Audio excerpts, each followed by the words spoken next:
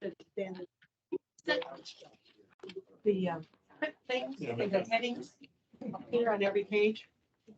Yes, just together. Happy and quiet.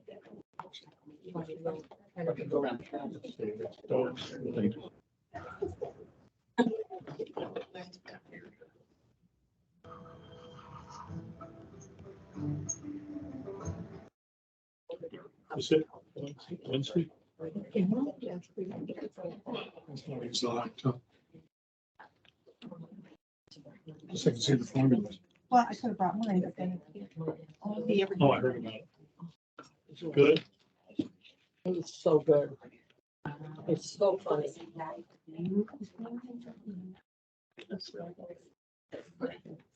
Something so different that they did. A different group of people. Mhm. Do you, When oh, who remembers, what was her name? Romper room lady. I see Billy, Is it a I see character? Celia.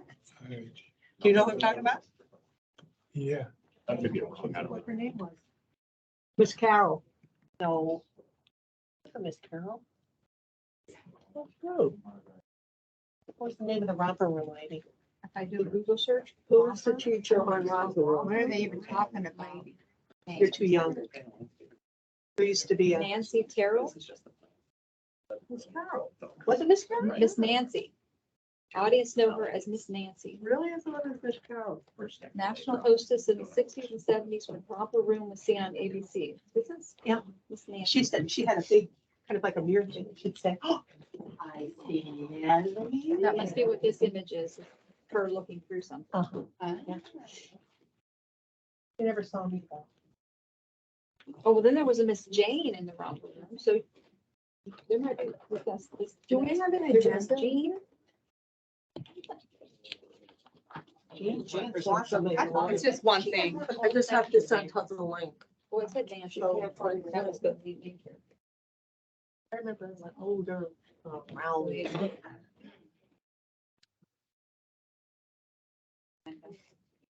I'll email it to you. Would you have a copy of that, Cynthia? I'll go print it. Someone's gonna email. I'll just, you don't have to, I'll just send her the screenshot of it. She won't be able to log in with that. On that agenda? Oh, okay. Here, let me send you the. Are we waiting on? You can go ahead.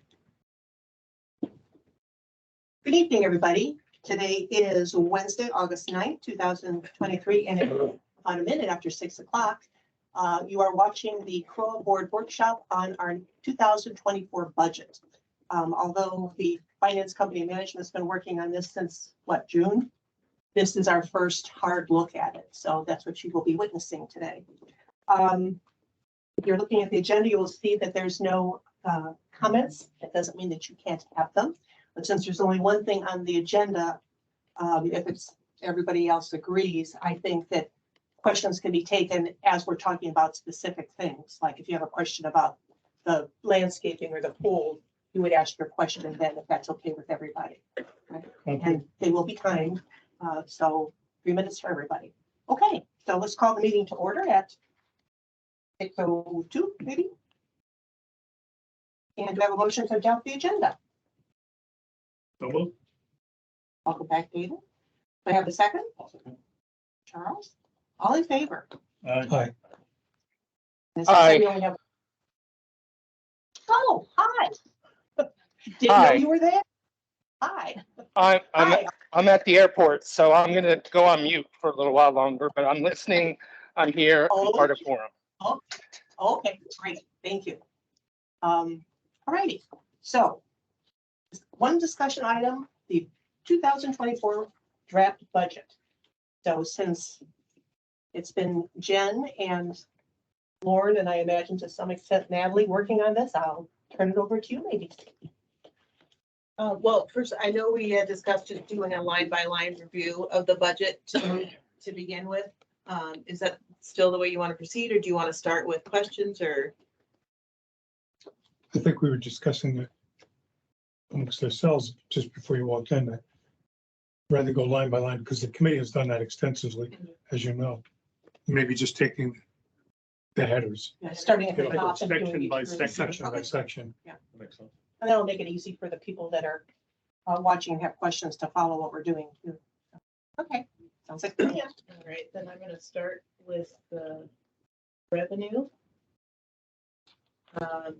So as you see the full rate, that's just a basis on what's left over after other revenues to cover operational costs. So that adjusts up and down as we add or remove from the budget. So as you're doing this, what is our reference? Because there's three things in front of us. So the top What's, one, what's different from what you sent to us on Monday? Because that's what I'm using, Okay. plus a print version that I printed before I traveled. so what you received on Monday was the last version that was provided to the finance committee. There were a couple of small alterations to that, Okay, but nothing major. I don't, some fine tuning. yeah, Okay, like just something to the, like the 2,000 and the one contingency item was removed. so on the summary sheet, because in the electronic version, there's like 10 or 15 tabs. Mhm. The summary sheet, it's the one that says labeled porters. Okay, so don't use that one. So that's a different one. It's version So- 9. It's Version 9 is. the one that doesn't have project manager or porters on it as the On the- cover sheet. On the heading, On too, the David, on the printed copy, David, see the This one top? right here. This is the one that we're talking about. The middle one?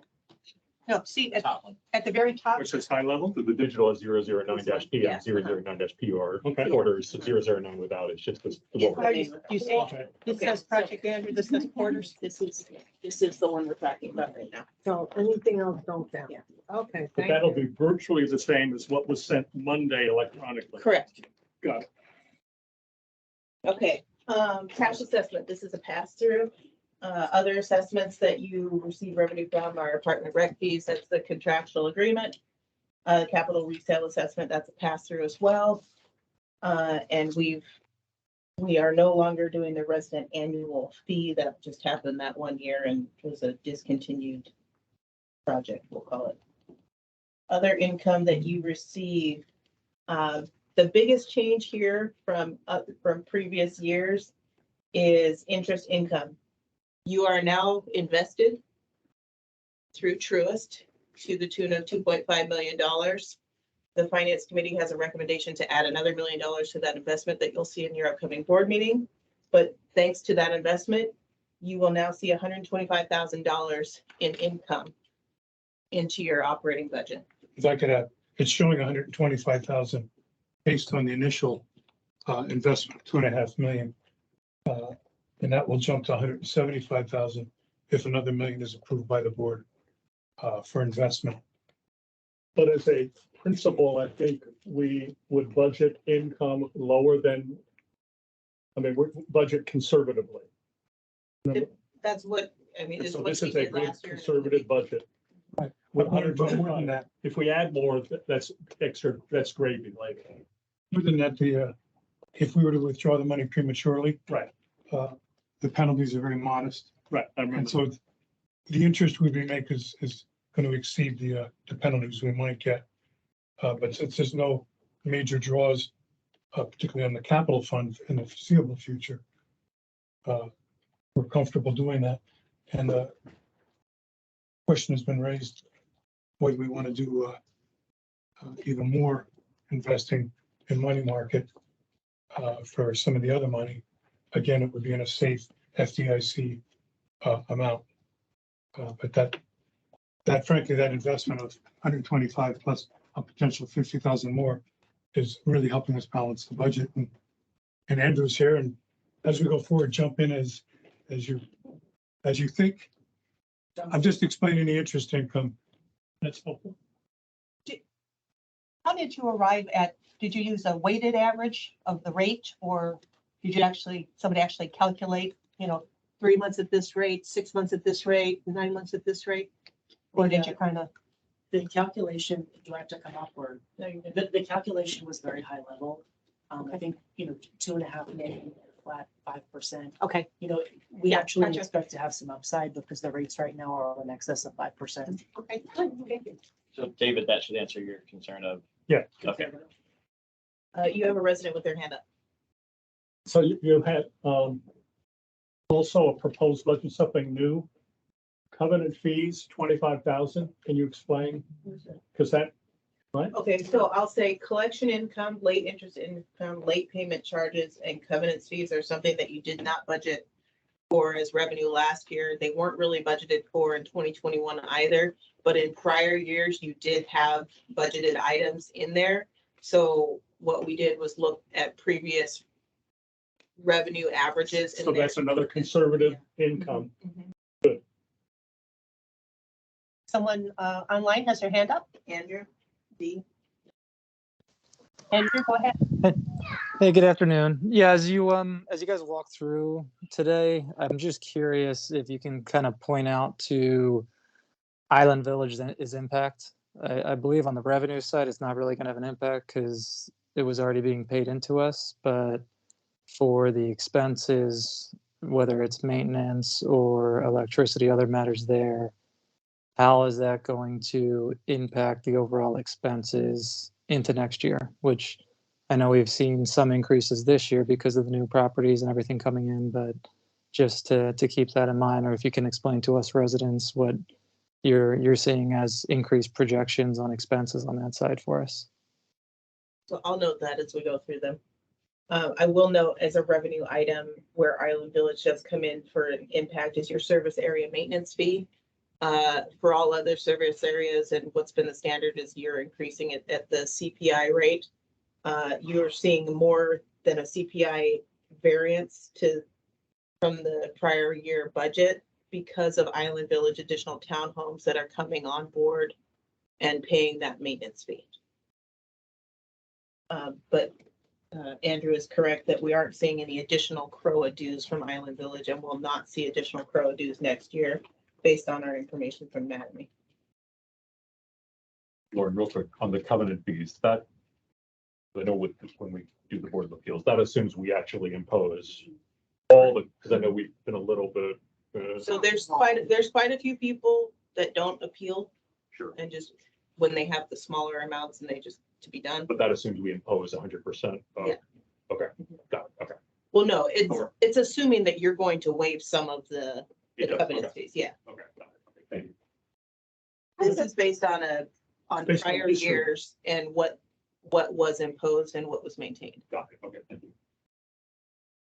I would think that that doesn't have to do with the fees as much the $100 a day thing as it does with the time spent. That goes in there too. The management time and Mhm. the per day goes So- in covenant fees? If they pay it. Yeah. And don't just let it sit there until they sell the house or whatever. Otherwise it'd probably be much higher. Okay, thank you. Your CROA rent is stagnant. It's a contractual agreement. Parks and Rec income. So this is separated out this year. So you can actually see by amenity, private rental versus partner program and other Parks and Rec run programming. We did bring down the private rental and partner program revenue for the 851 building in expectation that it, for at least 6 months of next year, it will not be usable. So we are moving most of those partner programs to other locations, and we can fit them in other locations. The biggest program that is here at Town Hall that we cannot accommodate in other locations, we've removed their income entirely from this calculation. While you're in that section, Mhm. 4 of the last 5 items have significant increases in proposed income. North Village, Spring Park, Lakeside, and CCFC. They were never broken out previously. So that's really a correction rather than really expecting something different. So these numbers were all lumped into just Got it. one Okay, big okay. miscellaneous revenue category. So I know we did a major revamp in formatting a year ago. So now we're stabilizing. So a year from now, it will be even easier Yes. because you're getting things corrected. Yeah, we've made additional adjustments to the GLs this year, just to give you guys some more visibility and where your money's going and where it's coming in. Okay. Lifestyles, you'll see an increase in projected revenue. Liz and her team have made a special emphasis on increasing sponsorships for all of our events, and they've done a great job. Like for 4th of July, they brought in over $45,000 in sponsorships to help pay for the event. They'll continue to push that and work to increase those numbers. So this is, again, a conservative estimate of what we expect to see in lifestyles next year. I'm sorry. Can we go back just 1 second to the Parks and Recreation income? You've got notations next to 2 events that this could be a CCS event. When will that be decided if it's going to transfer to that budget rather than this one? I would say that's probably for your September workshop discussion, unless you have time to get to it today. It's just a note that it could be, it's not a necessary push, but it could benefit those events to some extent by the additional grant funding, additional advertisement for them. So it's just something to consider. Yep. Good point. Okay, I'm sorry. You got a resident hand up? Hand up. Oh, hello. I'm just looking, it said like homeowner events, shouldn't it say resident events? I say resident only. The homeowner. Yeah. Yeah, we could rename it. It's Resident, yeah. What about Food Truck Friday? Why can't that go on the CCS? That's one of the ones that we, I don't see it on here. It's in the- it's in the- Yeah, it's right. Line it's in 75. You don't it's have. in the notes right here. This Okay, I could be a see. CCS event. Oh, It's blending in with the 4th of July in my eyes. Okay, I see it. You want my mic? No, that's good. That's good because, It brings in people from outside of the Yeah, like community. farmer's market. yeah. Same with farmers Good call. market, same with porch and yard sale. Good, good. Is the percent variance comparing the proposed budget to the 2023 budget? I'm looking at specifically line 60, the 3,000% difference. It looks like it's referencing not the right. This 2023, 2024 is like $300 difference. Yeah, that's not referencing the right. Yeah, it's not referencing the right 10,000. column. Can we just clean that up for the next review? Because that's probably all Yeah. over the place.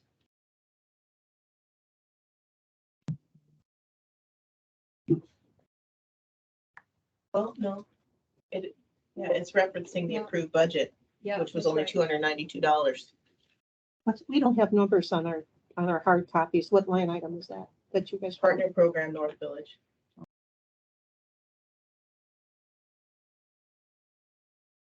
Yeah, it's correct. Budget for 290. Why is it showing 10,546? you're looking at fiscal year 23. The proposed budget is $10,838, so the variance to the 23 budget is $10,000, $546. Okay, I And the see. percent variance is Yeah. 3,000. Okay. Thank you. Any questions on homeowner activities? All right, so now we're getting into expenditures. Oh, I do. I'm sorry. Has there been any conversation, our events are getting bigger and bigger and bigger, and it's always been, well, as long as I can remember. It's been well, if you're an owner, you can bring, or a resident, you can bring up to 3 guests. Has any thought been given? Have the committees discussed it all, maybe either dropping that down from 3 to 2 or 4 guests? Or 4 guests or whatever it is, or charging a minimal fee to help offset the cost. We send that back to special events a few months But ago. they haven't discussed it yet. It's Yeah. in the process of being It's in the discussed, right, process. Dory? Yeah. They pretty much made a recommendation. Or, based on what is in the charter, that you're allowed 4 guests per card. You have a card, show the card, you're allowed 4 non-resident guests to come in. and what our recommendation now is that for every guest that you have above 4, they pay $5.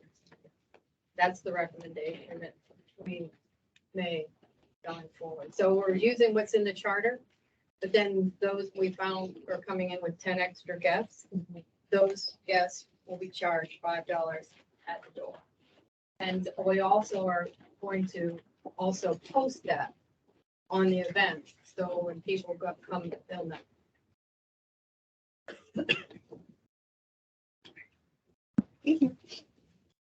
What is, Next story. what is demographic targeted events? So we're trying to bring in, not only in Parks and Rec, but in lifestyles, bring in some programming for teens, tweens, just getting different demographics Okay. and involved. Okay, yeah. It's new to me. Okay, thank you.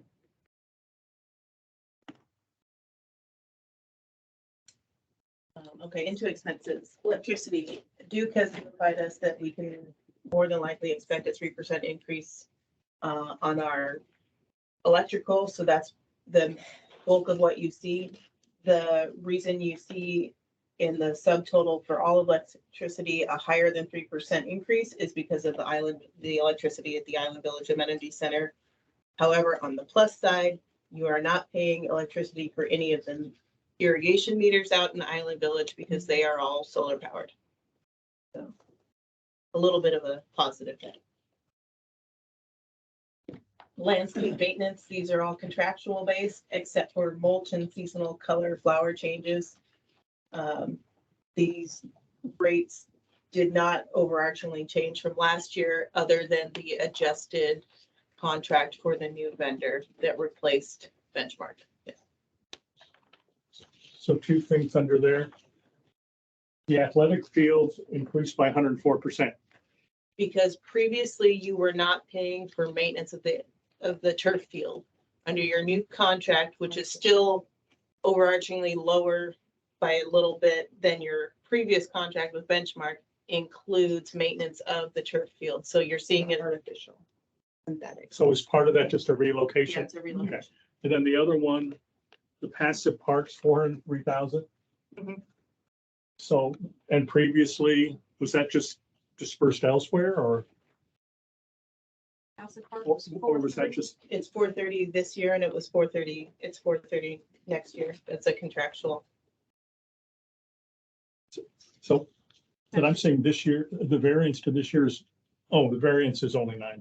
Got it. Got it. Sorry. So the biggest impact you're seeing again here is Island Village.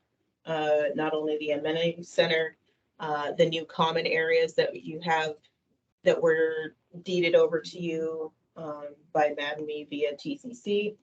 And there's still the potential for 4 additional passive parks to be deeded to CROA. We're not sure if and when they will be deeded over. Does this assume the recently awarded to us land that it's not developed yet? Yes. But does that include for the whole year or Yeah. some portion of the year? No, this is the whole year contract price. That's 2A, 2B, and you're talking about- No, this is 1A and 1B. We know we have contracts for those right. parcels. There's some additional parcels in 1B and 2 and 2A that they might be passing over to us within next year. So we've budgeted for them just in case. Okay. So what's interesting in this is the net increase is 7.5%. Even with the addition of Island Village. And even with increased attention over the last year to the beautification of many of the parks. Is that a fair? That's good. Pools. So this is the biggest question mark in the budget this year so far. Your pool chemicals that are drastically out of whack in expenditures this year are starting to come down and be more stabilized. So we're anticipating stabilization through next year. Your pool repairs are pretty stable. The variable here is your contract. You currently have a mom and pop company maintaining or attempting to maintain your pools, which is one of the reasons why the chemicals are so out of whack. We've had so many repairs just because they're not doing proper day-to-day maintenance and cleaning. There's an RFP out, bids are coming back for a pool vendor. That will be on your August meeting. So by your August meeting, should you choose a different vendor, we will have a solid number per year. But I will say it will be higher than these numbers. What is this? It's being carried here. Current? This is current. There's no, so when will we have those numbers? Because this is gonna affect it by maybe half a point. Probably. On the 23rd. I'll have all the bids back the week before the board meeting. Okay. Getting all the chemicals right and everything they cut down also. Yes. And the theater's working properly, all of that stuff. And if they're being properly maintained, then we're not having to repair them so So it consistently. could be like a wash. I wouldn't say a wash, No. but I would say it's less Something. of an impact than what it could be. Are you guys getting the alerts now too? That is almost, we are for some of the pools, but there's two. Yeah. The other ones needed some additional work to get. Which two have it? North and East Village. Repairs and maintenance, covenants maintenance, when we are required to go in and maintain an abandoned home. I will note that for dumpsters in the park, this is a change this year, and this is a part of your contract with Celebration Sanitation. As a benefit for early renewal with Celebration Sanitation, they give you the first 2 years of tipping the dumpsters in the park for free. We are going into year 3 of your contract, so we have to start paying for tipping the dumpsters in the park. It's $2,600 for the year, so it's not a large impact on the overall number. Well, why is it showing up in 23 and 22 then as a budgeted item if we weren't paying for it? You were budgeting for it and not paying for it. Oh, okay. I thought if it was part of the contract, then you would leave it out. Well, yeah.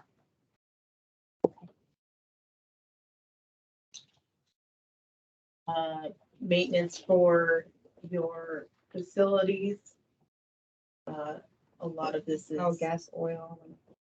You've got increases in gas, oil repairs on the trucks. They're getting older and older. One of them is actually up for replacement this year.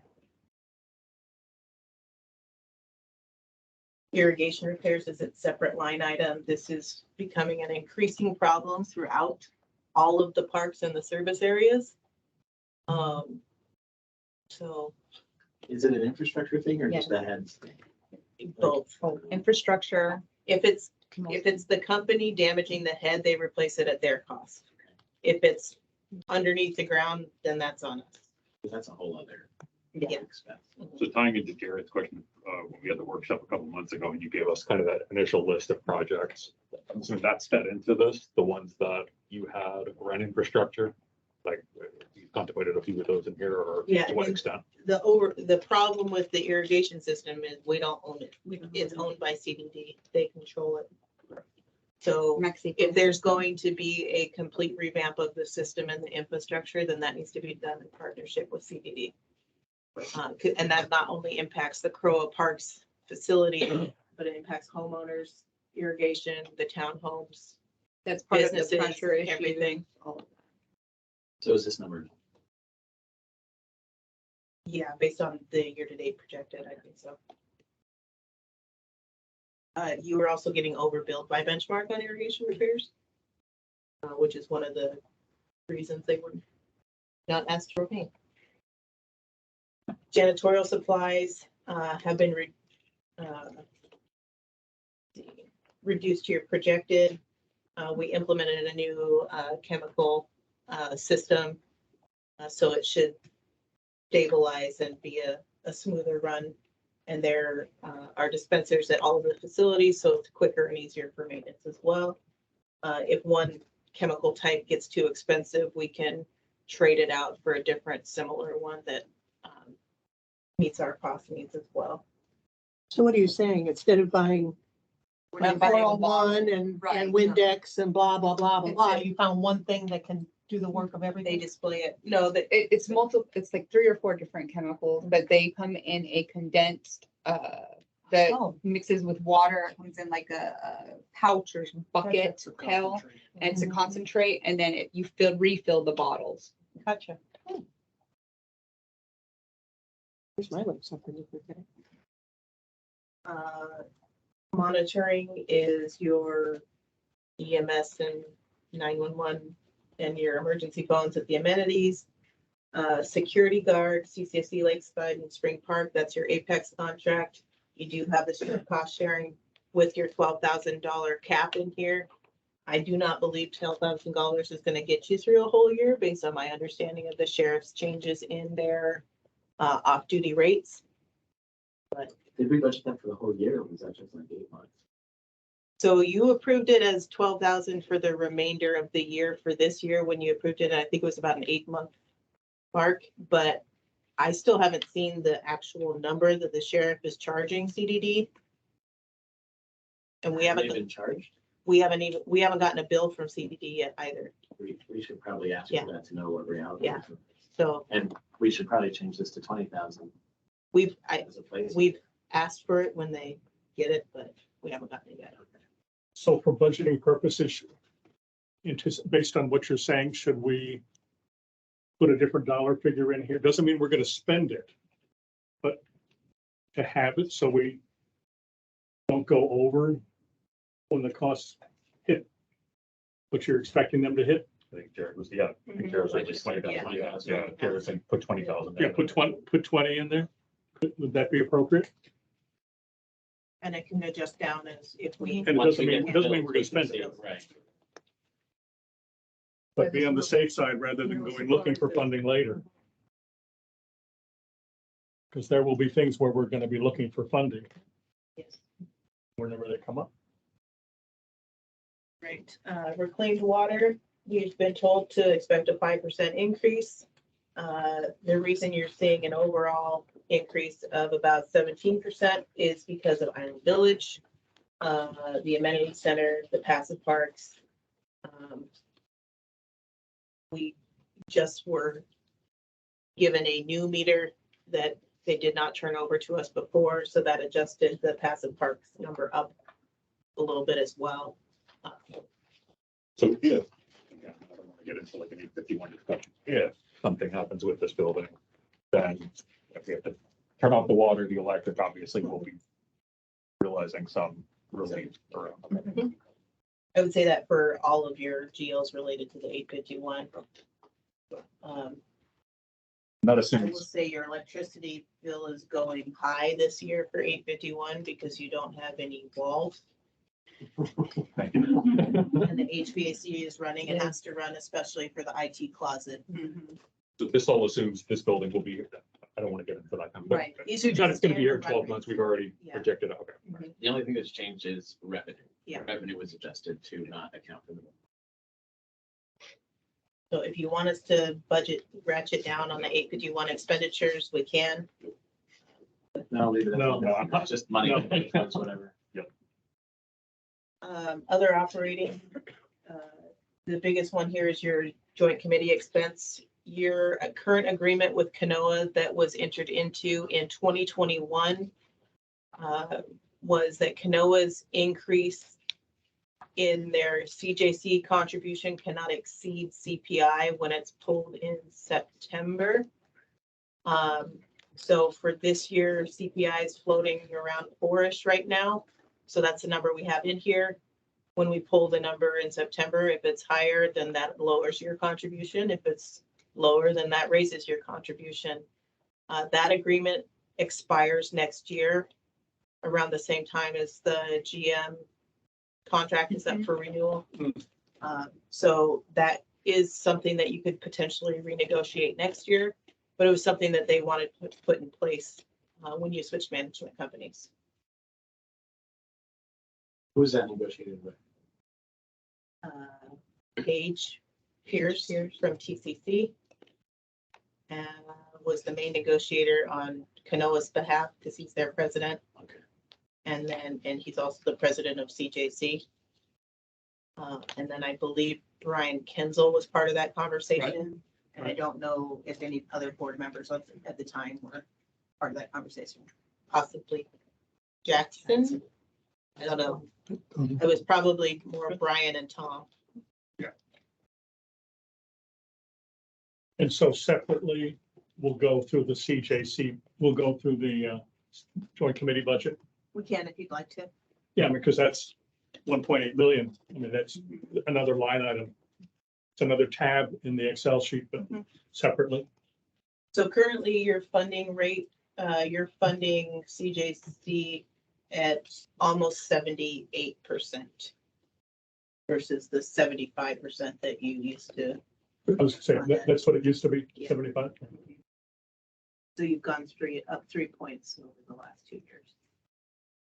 Yeah, I remember they were tough in that negotiation. Yes. I understand.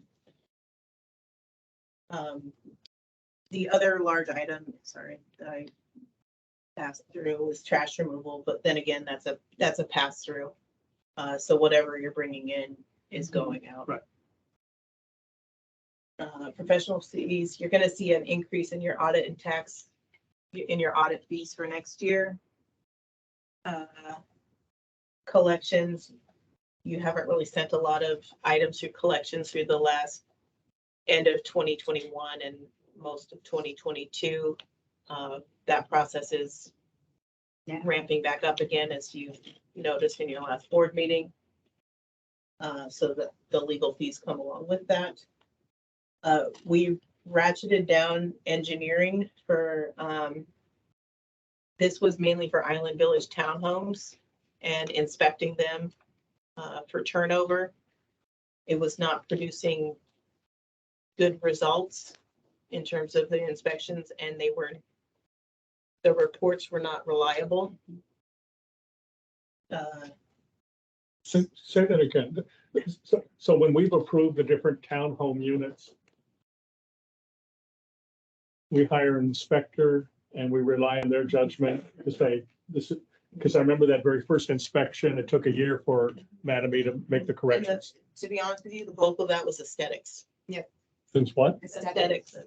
They couldn't get the landscaping right. They Right. couldn't get the Right. painting right. It wasn't clean when we were taking it over. There Gutters was hanging, gutters were hanging. So It wasn't there was no visible structural except or for roofing one. concerns for one. except for so one. the engineering really It hasn't wasn't panned out the way provided. we thought. Yeah, it wasn't providing you the benefit that you would want for that large of an expenditure. Essentially, Brian, I think was Lauren, myself, and Chris. Are our doing it. inspector, Are going out doing it. So as Mattamy moves into phase 2, are there any townhomes on the horizon? There are more townhomes in phase 2 than in phase So 1. we're gonna still need that same process. But we don't need that. Yeah, and we ratcheted this down after consulting with Tom, and That helps. when we're accepting these townhome groupings in writing, we're saying we're accepting them, but we're not, relinquishing any potential claim in the future for construction defect. Got it. Okay. You have a $6,000 bad debt expense. I believe Jennifer and Dawn have had some discussions about this, and the auditor has made some commentary on 6,000 not being sufficient. So The auditor is recommending 180,000 for an allowance. Dawn and I are recommending 80. To put that in the budget? Based on what? you can do a true up at the end of the year and not have it in your P&L.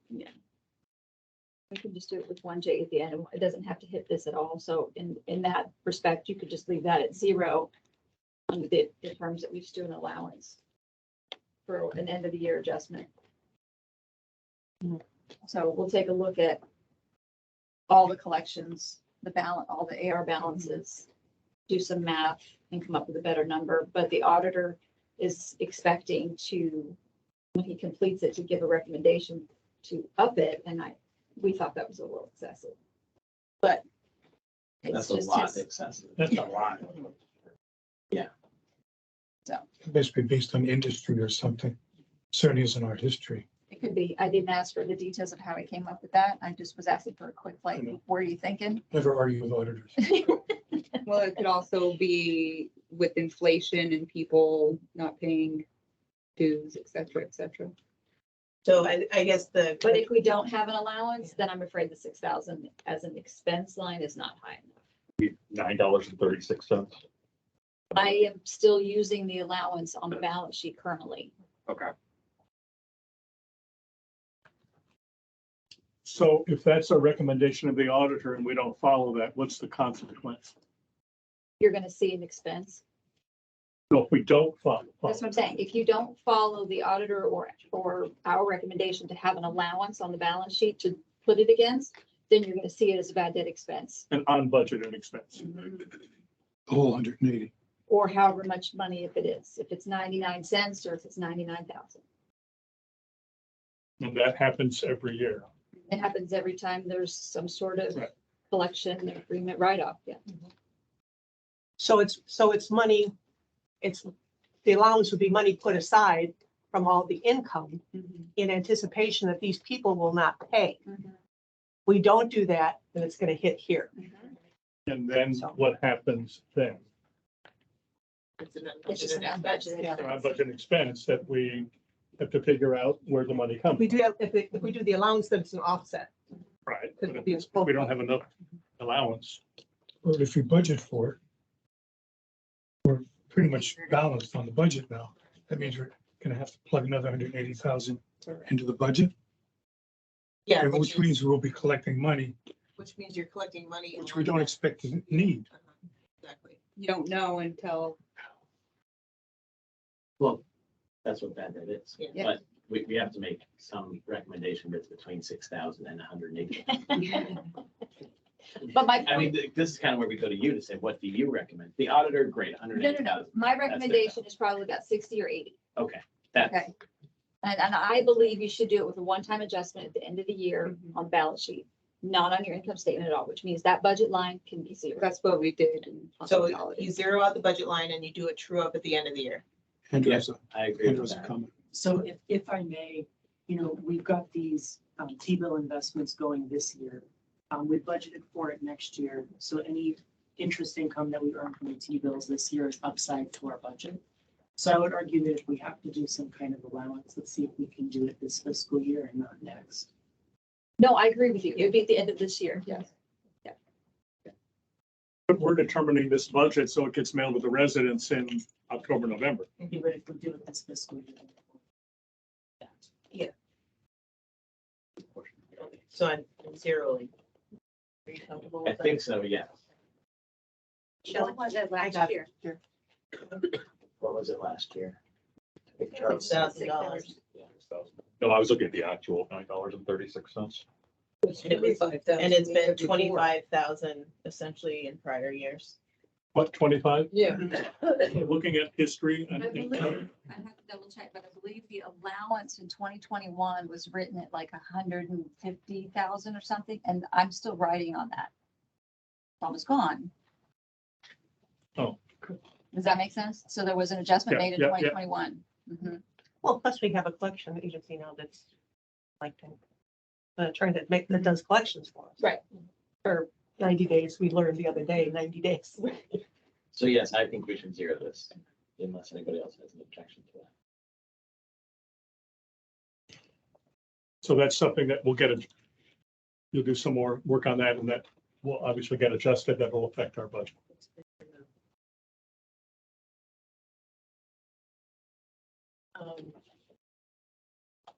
Bank charges.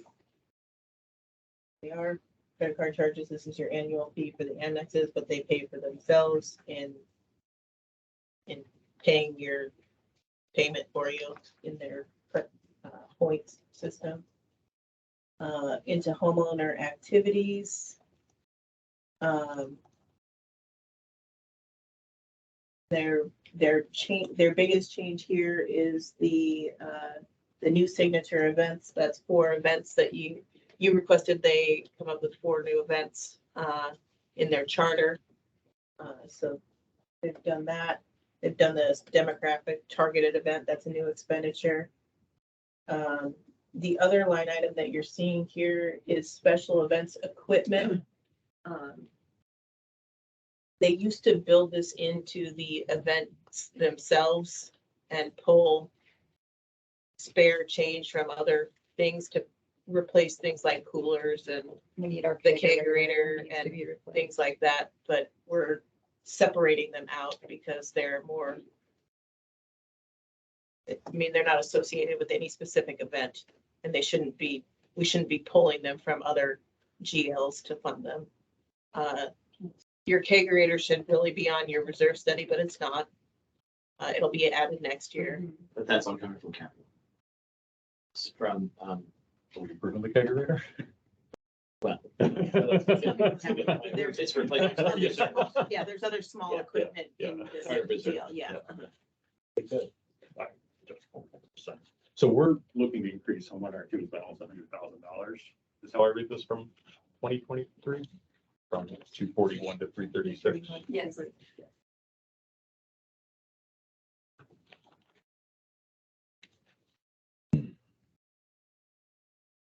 I will note that when we did the math, we did an exercise for the finance committee, removing all non-essential expenditures. And when we just pulled special events, it equated to about $20 a door for the year.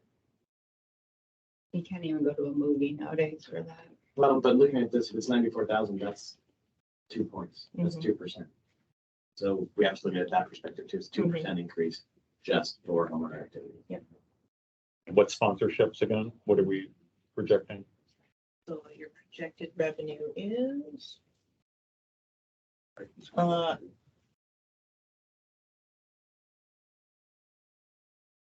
And I'll add a statement, secured sponsorships. we don't have secured Or- sponsorships so for there's no next year. secured So, yeah. So this is effectively 0 right now. We're- oh, So your revenue from events are sponsorships, any food and beverage sales, and for the events that we do, tickets or table sales. You're projected at 138 for 23.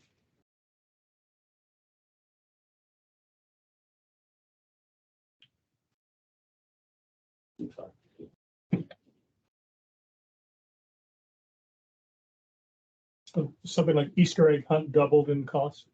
That increase, we got a lot of complaints this last year, which caused Liz and the committee to rethink the amount of The- giveaway. not the giveaways, but the structure of the event. Everybody shows up at the same time for the egg time slots and everybody's standing around waiting. And there's not a lot for individuals to do, and there's no parking out of the complex. Or not enough parking, I should say. So the thought was to stagger the start times for the different age groups further apart.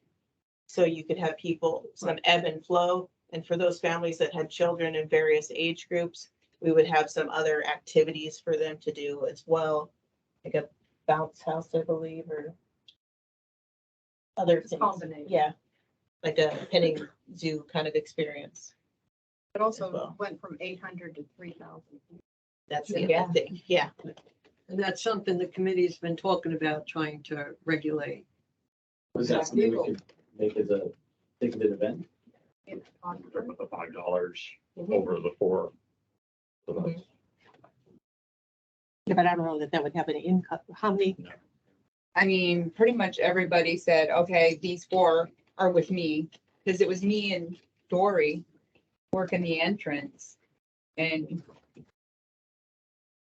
Right, and the cost after the 4 will vary based on the cost of the event. So if it's a higher price event for us, the cost will be higher than $5, but we're starting at the $5. If it's not an event in which you pay a ticket for a table of 4 or 6. you know, trying to recoup some of that because it is, you know, based on inflation and the numbers is why I think some of the prices and numbers went. Like for the holiday concert, they sell tables for $10. Yeah. They generate a lot of revenue from that. No, I'm just sticker shock to me, just at first blush, just looking at that. I was just to say for the Easter egg, I mean, it increased in numbers, I think, because of the enthusiasm surrounding the helicopter. The actual stuff that's given away, my son can't hear me, isn't worth much of anything. So that's probably a negligible cost, you know, plastic tops, temporary tattoos, fabric, rubber band, it's the other stuff. So, you know, if the holiday event that Celia mentioned, that obviously has more, I think, of an ROI for the actual people attending. So I think like $5 for that Easter event specifically may not be the best, you know, unless the Easter bunny is going to be there longer. I think the excitement was the helicopter, whether that was ended up being a positive event or a negative event, depending on who you spoke to. But I thought it was great. Did you like it? He did. I liked it. I mean, we weren't. I have no complaint. You have another resident online too. Oh, okay. Hello, Andrew? person online. Yeah, Andrew again. So I guess $100,000 for special events, that seems quite excessive for the percentage and almost seems like a blank check how it currently is with the 4 other events that we don't know anything about. So if this is truly moving forward in this direction, I would really like as a homeowner to understand exactly why certain events need more or what these new events are that don't exist. You know, not all thought out, but just ideas of what they're thinking. Because for a 2% increase for a bunch more events, I think that's a tough pill to swallow for a number of homeowners. Andrew, are you talking about the 4 new events that is part of their task for this year? Is that what you're talking about? It's $9,000. It's $9,000 out of the 336,000. Can you pull up the Sorry, Mike. the budget again to see where all that money was coming from then? Yeah, if it's 9,000 for the 4 events, then okay, that's not bad. But then where's the other 90,000 coming from? Well, there's also new signature events. Yeah.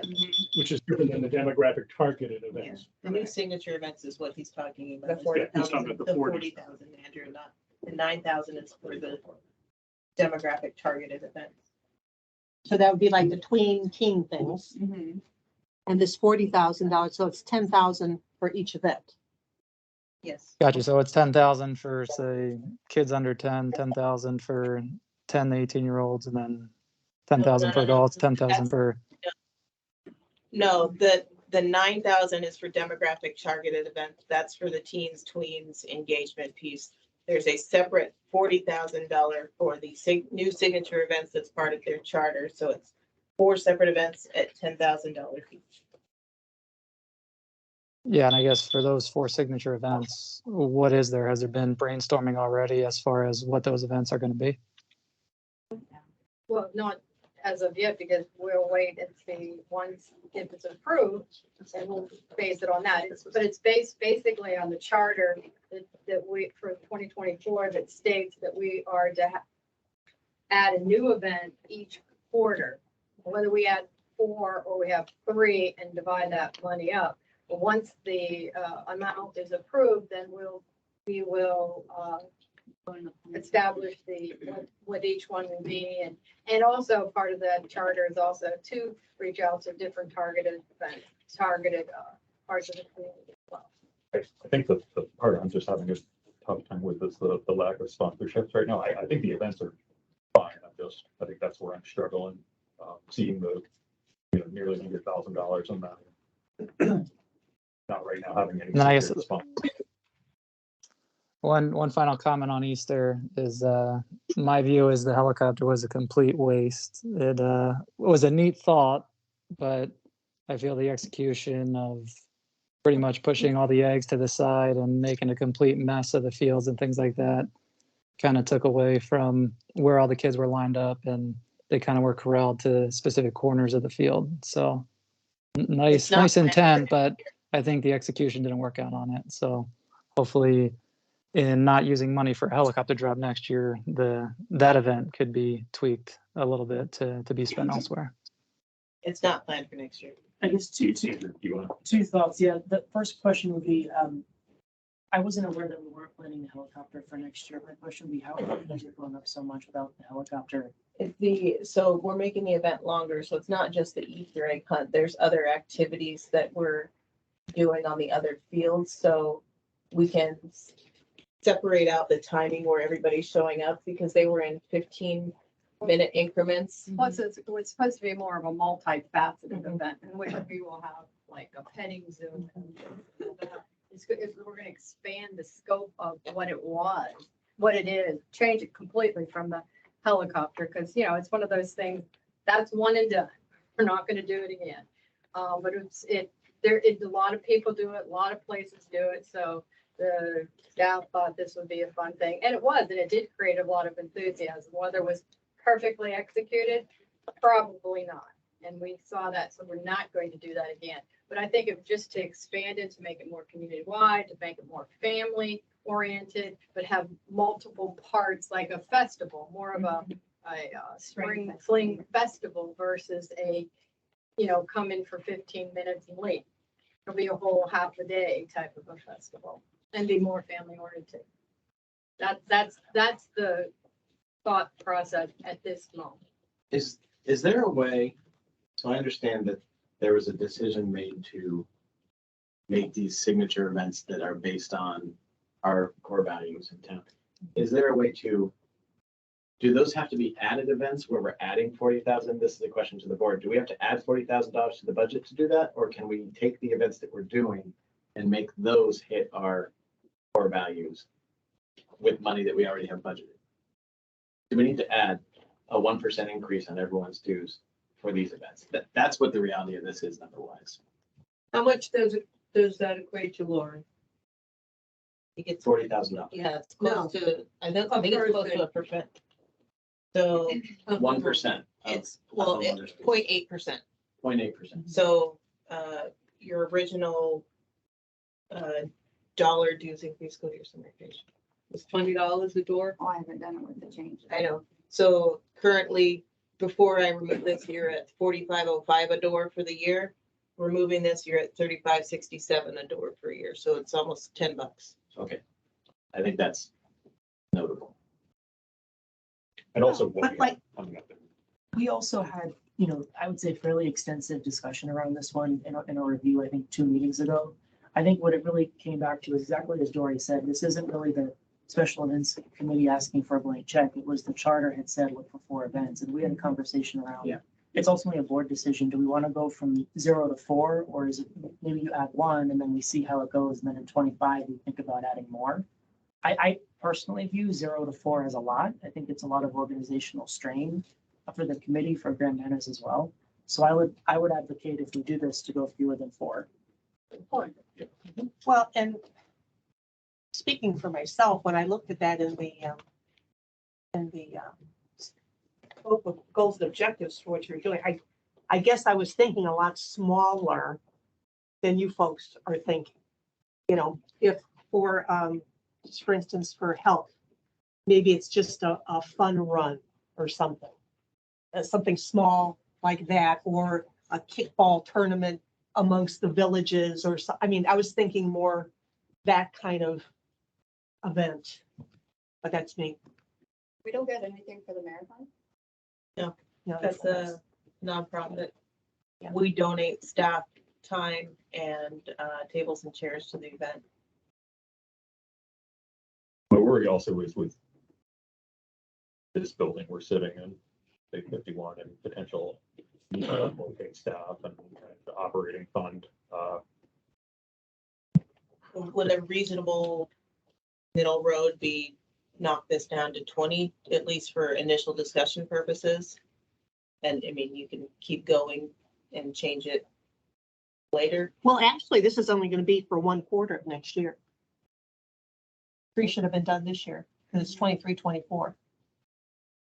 Do that again? the goals and objectives came out in April. So there should have been 3 this year already. Oh, And you're talking about the one charter. next Okay, year. sorry. So we can, But logistically speaking, how were they supposed to plan 3 new events with no additional funding? That's right. Yeah. Yeah. So what's your proposal? No, No, I'm just, what was your proposal? Well, I suggested originally just at least cutting it in half, so then you're only adding 2 events, but if you're looking at from a purely charters perspective, then cut it down to 10. And if we can, do 2 or plus out of the 10, then great. If ends up only being 1, then, but I think the committee would try to spread that as much as they possibly could. Seems to me the concept of doing something, doing new signature events is a great concept. But it's a big budget item. So trim that way back. Have the special events committee think about what Cindy said. Here's what we thought it might be. And maybe there's going to do 1 large and 4 small, or do something. Just have them think about what does it mean? Don't put a number to it. Give it, number 1, 2, 3, 4. No number. Just give Think about signature events. It could be 1 a month. give a dollar value and let the group figure it out. Exactly. That would be. Dory, that said better. If I knock it down to 10,000, that gets you down to a 3.2% increase versus the 3.9 that you started at, to 3769 You're knocking it down to how much? to $10,000. 10? Can we look at some other items here? The item right below that, holiday concert has gone up by 10.7. Yeah. The entertainment fed us 35. I know the entertainment jumped a lot, and then they need a green room or something. I saw some documentation of that. I know we aren't talking about who it is. Yeah, I know. Do we know what that entertainment is for 35,000? Do they have anything? Do they have the person's planned yet? For Holiday Fest next year? The holiday concert. Holiday concert next year. This year, not next year. Again, it's hard to do it. Oh, We yeah, don't- next year. Duh. No, not next year, just this year. So do we need that amount of an increase is the question. Right. I agree. I mean, do we just want to cut that by? Not that, And go for a least expensive. let them figure it out, but just hold that budget line item stable. Do not have a 10.7 increase. Yeah. Yeah. Even the line item of that is, why is backline separate from lighting, sound, and stage? Because we have to hire a company to come in and erect the stage and the lighting and so on and so forth, especially if it's at CCFC, because we don't have stages or anything. No, but I'm saying there's a line item for backline, which is separate from the lighting and sound. Why are those separate costs? Backline and lighting and sound are 2 separate items and wasn't. Yeah. That's just how it was. That's how it works. I can get Liz to expound on that. Because we Tomorrow. usually hire a company to do that. And it's required by on a lot of these contracts. That should just all be the same cost. Yeah. I'll I'm just agreeing with that. I'll follow up with Liz. well, she's got to have some idea what she's planning in order to give a number to this. And she have a little worksheet or something that She says, doesn't tell me what talent she's looking for. And this is always next December. Yeah. I know, but I mean, is she, on her worksheet, is the talent line the same, but she's adding something? It's here in the spreadsheet. It's in I'm the looking at the whole spreadsheet. budget. Yeah. They have 35,000 for entertainment, 780 for a sheriff, Right. 6,000 for a green room. So can I ask, because I'm looking at Father Daughter Dance, and I see there's an asterisk foundation usually pays for half of the tent rental, but hasn't committed for next year. Just as a clarification, what is that? So does the foundation typically fund like that? Or So- which activities do they? Just out of curiosity. I just Typically- don't know. The foundation used to have one of their concert series on the same weekend as Father-Daughter Dance. Okay. So They we use it the next day. shared the stage and the expense of the Got it. tent. So we'd Got it. have Father-Daughter Dance on Friday night and then they would have their concert on Got it. Saturday. Okay. They have moved their concert to a different day.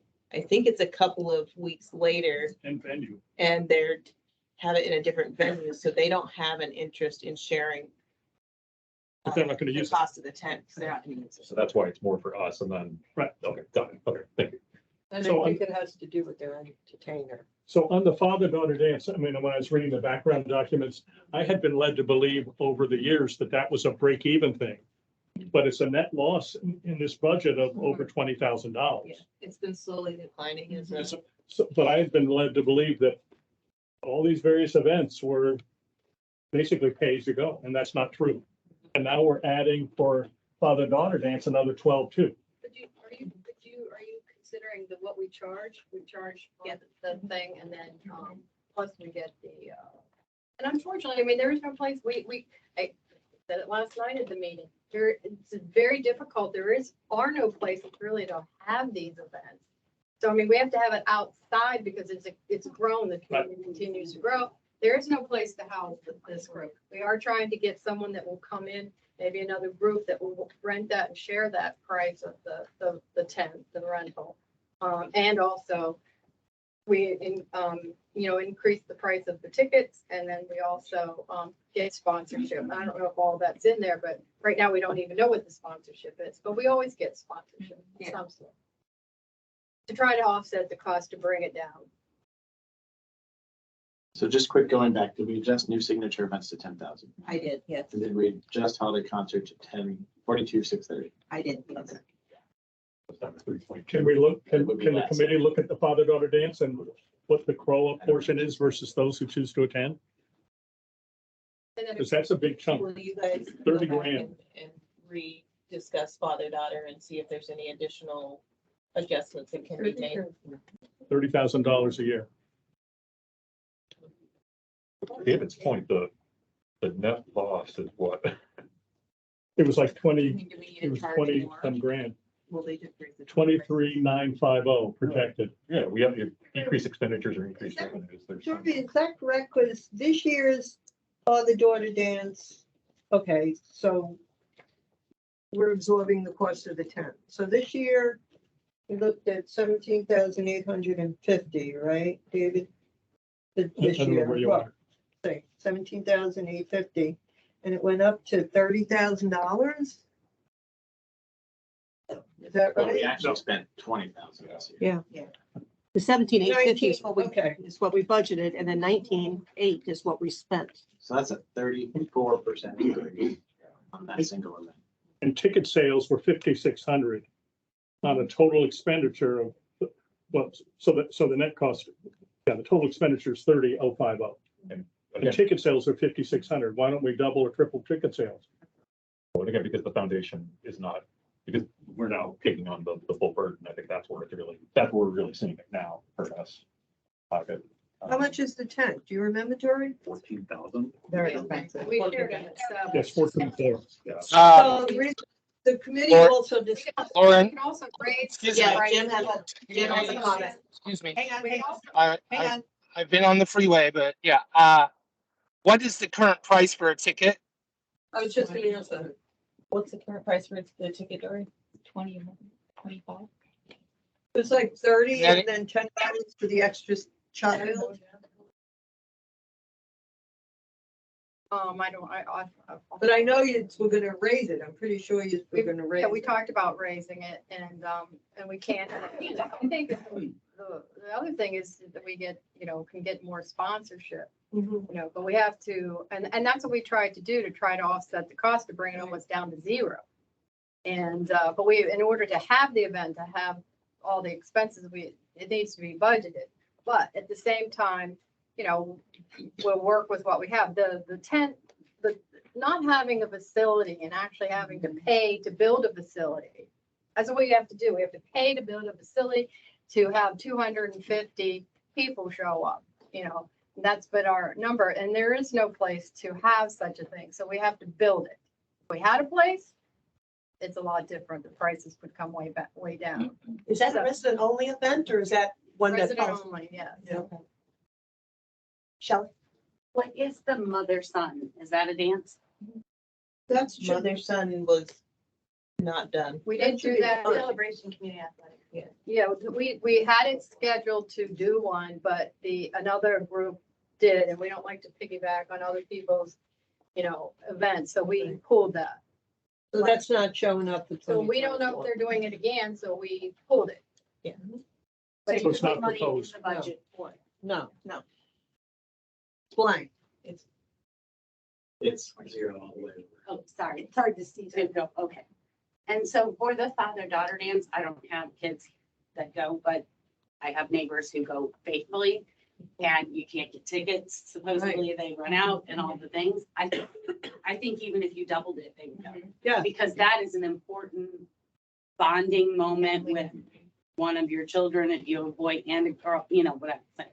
So I think you could double the price of the tickets. I think the group discussed that, We the did. committee, and we also took into consideration that there are families that don't have $50 to spend on a ticket for the, I know what you're saying, people want to go to this, but they're taking into consideration that a father that has 3 daughters is gonna pay $50 and then maybe $20 more, plus the outfits for these children. So they're trying to keep this very simple moving forward for the Maybe it's more parents. for the first kid, but you get a discount per kid. Well, that's Or what if they there's do, somebody yeah. that can't afford it, I'll pay for them.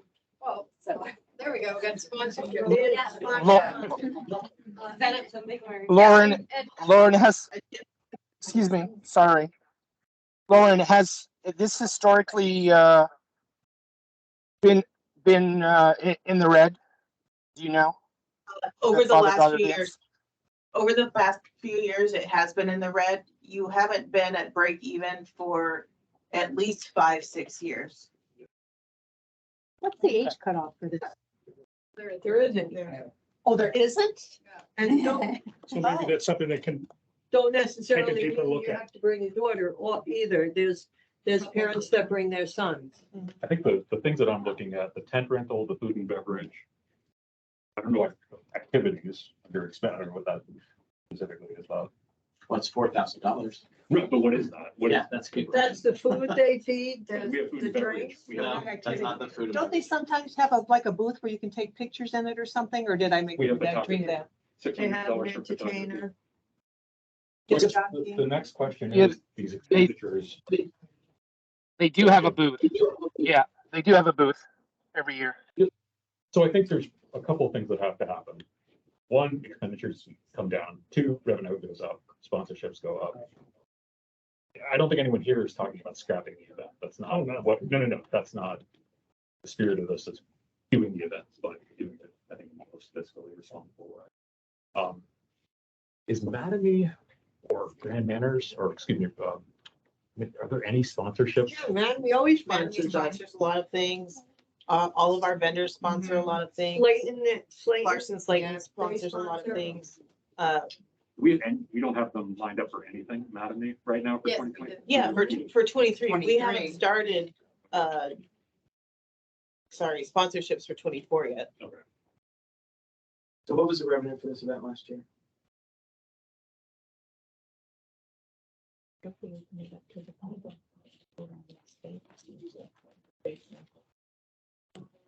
$6,000. I mean, I know 55. my daughter was all I that. think we should cut this budget to $15,000. And increase their exit for the special events. Yeah. Yeah. I have another question about the father-daughter dance. The point was made. The point was made earlier. Point was made earlier that, and I found this to be true, that the ticket sales run out quickly. Is there any way for us to increase the amount of people we can let in and get more income that way with the same expenditure? We did not have to, there was no cutoff. We could have had, 1,000 50 more people. That was not the problem. That's not the problem. Again, 17 or 14,000 goes towards a facility to have a covering, The and band. then we, Food. right, and then, yes, the band, food, I mean, you can cheap it down if you want, and that's exactly what it's gonna be. I mean, it's a hugely popular event. They're very popular. It's one we spend a great deal of time on. And, It's a great event. It is a great event. I mean, we have food for, 250 people because they're coming in the evening at dinner time. And all the, all the things that, honestly, I hate to say this too, for those who come, but the food and all that is bare bones. I mean, we have, it's bare bones. It's the tent, it's the band that we have, because now we found that they really like that. And it is the food. There's not a whole lot of perks from there. We buy our own tablecloths. Those of us in the group, we pay for them, we buy them, put them on there, and then they get a little flashy thing. It's a bare bones. All of these events are bare bones. It's not a lot of waste in there. So $30,000 doesn't seem bare bones. I don't know. It's just, again, I mean, that's. I mean, it's huge. I get it. I'm just at 30. I mean, I'm talking about this last year. Yeah. 250 people to feed them, provide music. How much is a wedding? entertainment. It is what it is. I ran a wedding venue for 20 years, very successful one. $30,000 is not a lot because of the tent. Yep. But historically, you haven't made any money on it. So either the sponsorship goes up, or you raise ticket prices, or you nix it. Because I think residents are tired of, 5 or 6 years of this stuff, and it's always not making money. Well, I'll tell you, the past few years, because of the pandemic and everything and the COVID, a lot of people were out of work. They didn't have it, so we can raise the price. If that helps, we'll raise the price to $100 a couple instead of, I think it's 65 or something. Use a DJ. I don't know what your cost for your band is relative to a DJ. They might not like the DJ as much. Get a good DJ. So you had Offset bare some of the bones cost. in there for sponsorships. I think it was only like 1,000 and change for a sponsorship. What if we bring that up to like a $5,000 sponsorship? So then your revenue's coming in at like the 10, 11 mark. Can you secure a $5,000 sponsorship? I mean, revenue coming in Yeah. at 10,000 is still losing. Still, I know, it's still losing 20 back. I'm just saying. And I'm okay with losing it because it's a benefit to the community, but right now we're losing 600% on this event, and that's just not something. You need to increase ticket. I think on the vast majority of your events, you're losing 90% of it. Yeah. Budget. I have Jim. I have another question and a comment. Why is this one being scrutinized? Because it's in the red the most, or what? It's the third one that we've been talking about, and it just happened to be the next one. Oh, okay. Because All right. we did do this before with the signature events. We cut that by 30,000. The concert expense, we cut that by 12,000. So this just is the next one that came up. Okay. And then my comment is I'm not going to make any substantive reference as to what we should do, since I've gone to everyone since we've been here in 2016, and I have a daughter, so. So you said there's no cutoff on the age. What if, like, the daddy-daughter dance had a cutoff at, like, say, I don't know, 10? That's age discrimination. No, wait, I'm not done. All right. 10, because littler girls are happier with littler stuff. They wouldn't care if it was a live band necessarily or a disc jockey. I wouldn't do that. Because No, someone, No, but the other part of it was, We need 1,000 people to go. That's what we need. Right. but the other part of it was then take the older girls and make it your part of your tween thing. I wouldn't do Somehow. that. I mean, No? no. And try. Could we combine the mother-son? Well, the mother-son doesn't have, We would it didn't just be in combine everything? It already is. It is, but Okay, Parents bring their sons. but it's not advertised as I that. don't think the people with sons know that. Right. 'cause Yeah, it's I the don't know mother- that. daughter Two dance. sons. Are there Well, the opportunities, fathers bring the sons, not like the fathers will bring a couple of sons. are there Well, opportunities? if they have a daughter. Yeah. So people with only sons, I mean, I wouldn't want to go to a daughter dance. I would say let us try to raise the prices, and I think you should make it more inclusive, so more people would want to go. I think, More people would go. yeah, I think. I was thinking we I should think have you a just leave it the couple way it is gala. and you raise the price, and then the residents are upset about that, and they can come and talk to you and go over that. Because there's not a whole lot we can change. And as far as the DJ goes, we cut the DJ out because he was charging us $3,000. We got a band that's from local that's. So I don't think the band was celebration, much more. And no, we cut it in half. Mhm. So I mean, we do try to think this through. And we went from not so fancy food and cupcakes to pizza and cookies and so on. So, I mean, we have tried to chip away at it to bring the price down. For purposes of this as a budget workshop with 45 minutes remaining, can we just hold, huh? We have an hour and. It's till 9. It's till 9. I thought it was till 8. Dinner's waiting. Didn't say. Look at it, we I go. thought it was 8. Hold the budget to the current budget, have 0 increase. And let the committee figure it out. We I also. don't think we need to solve it all here. Let the committee figure it out. Our budget is $17,000. Your tent is $14,000. You have to. So you have to get another set. Or look at other space, There is none. high school, auditorium, No, this is like, this needs to be, it used to be at the gym, at the school gym, or the school gym. but they can't accommodate, there's your cutoff right there. Because you can only put so many people in there. The tent, there is no cutoff. You could put 1,000 people there. What if you do a parent-child dance? Yes. Yes. So Well, I that think you everybody- should leave that up to the committee. Yeah. I really do. If you want to cut the number, fine, let us work with it, but we don't want to change it because we're gonna hear it Yep. about from the people, from the residents. And when they get upset about something, let me tell you, they get upset. We're gonna hear about it. So if This you is want a- to this is cut a- the number, let us work on what the Let them subject figure it out. matter is. How many tickets were sold last year? We had, like I said, we had about 252 people, I think, that's what it is. Again, A ticket there's is for there's a price per,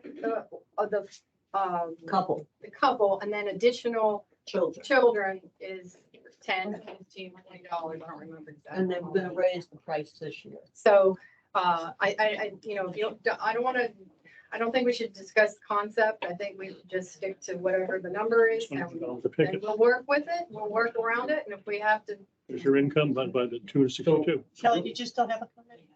I do. So you have a Your resident income? that lives here that owns flippers, But that Pizza. owns what? flippers Yeah. that may be willing to do some kind of donation. I don't know if that's somebody you reached out to. But you have Celebration Pediatrics, you have pediatric dentistry, you have all these businesses, doctors and things that if you put a pamphlet together that I would be willing to print, that we could put a sponsor on, we could potentially get more sponsors. I mean, the point is $500 from 5 doctor's offices and, you know, dentist offices and anything else that has to do with kids. If there's a printed piece of material that they get their name in, maybe that can generate some funds, so you don't have to increase it on the budget, but you don't have to take anything away from it. Like a program. And I think you're onto something. Sponsorships to me is the way we need to look at this. And I think the one thing I'm looking at, do any of these, from a foundation perspective, are there partnership opportunities to look at these and maybe, I don't know, partner with them to look at potentially subsidizing some, I don't know if any of these align potentially with their mission. I'm trying to think of anything we can potentially talk to them about. I don't know, David.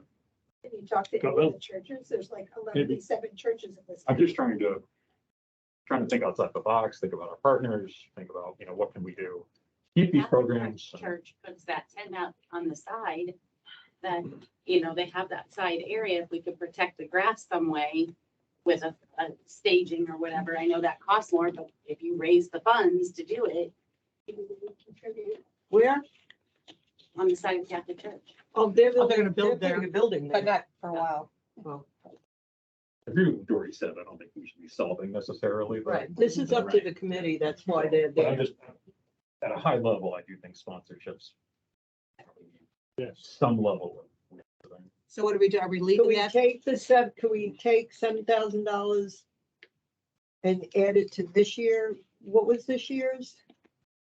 17,800. 12,200 less. I mean, That's it's gonna the be at variance of least the budget. $25,000 to do this event. That's a bare bones event. 24,000. 25, yeah. 24. It makes up the difference in the tent that We're not gonna get. And these numbers are with no sponsors, correct, Lauren? So that Yeah. includes 500. Sponsorship is not contemplated in this number. They're contemplated in your revenue, but they're very bare bones contemplated. I will say that the staff has secured a lot more sponsorships and has a whole packet and presentation that they've put together for sponsorships that have been working and bringing in additional revenue. Like Like the you're home exceeding expo. your revenue expectations this year and your lifestyles because of it. But not enough to be cost neutral. No, not enough. Okay. That's not gonna happen. If you made that a mission and you just kept cost neutral, you probably wouldn't get to a net neutral for 3-4 years, just because you have to ramp up, you have to build the relationships, and you have to be noticed and be made aware in the community.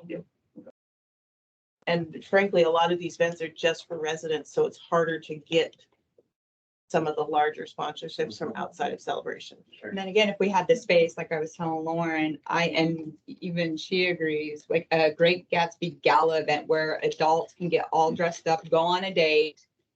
We did that this Saturday night with the murder mystery at Heritage. Yeah, but the foundation does that, Gayla. No, they're not So, having.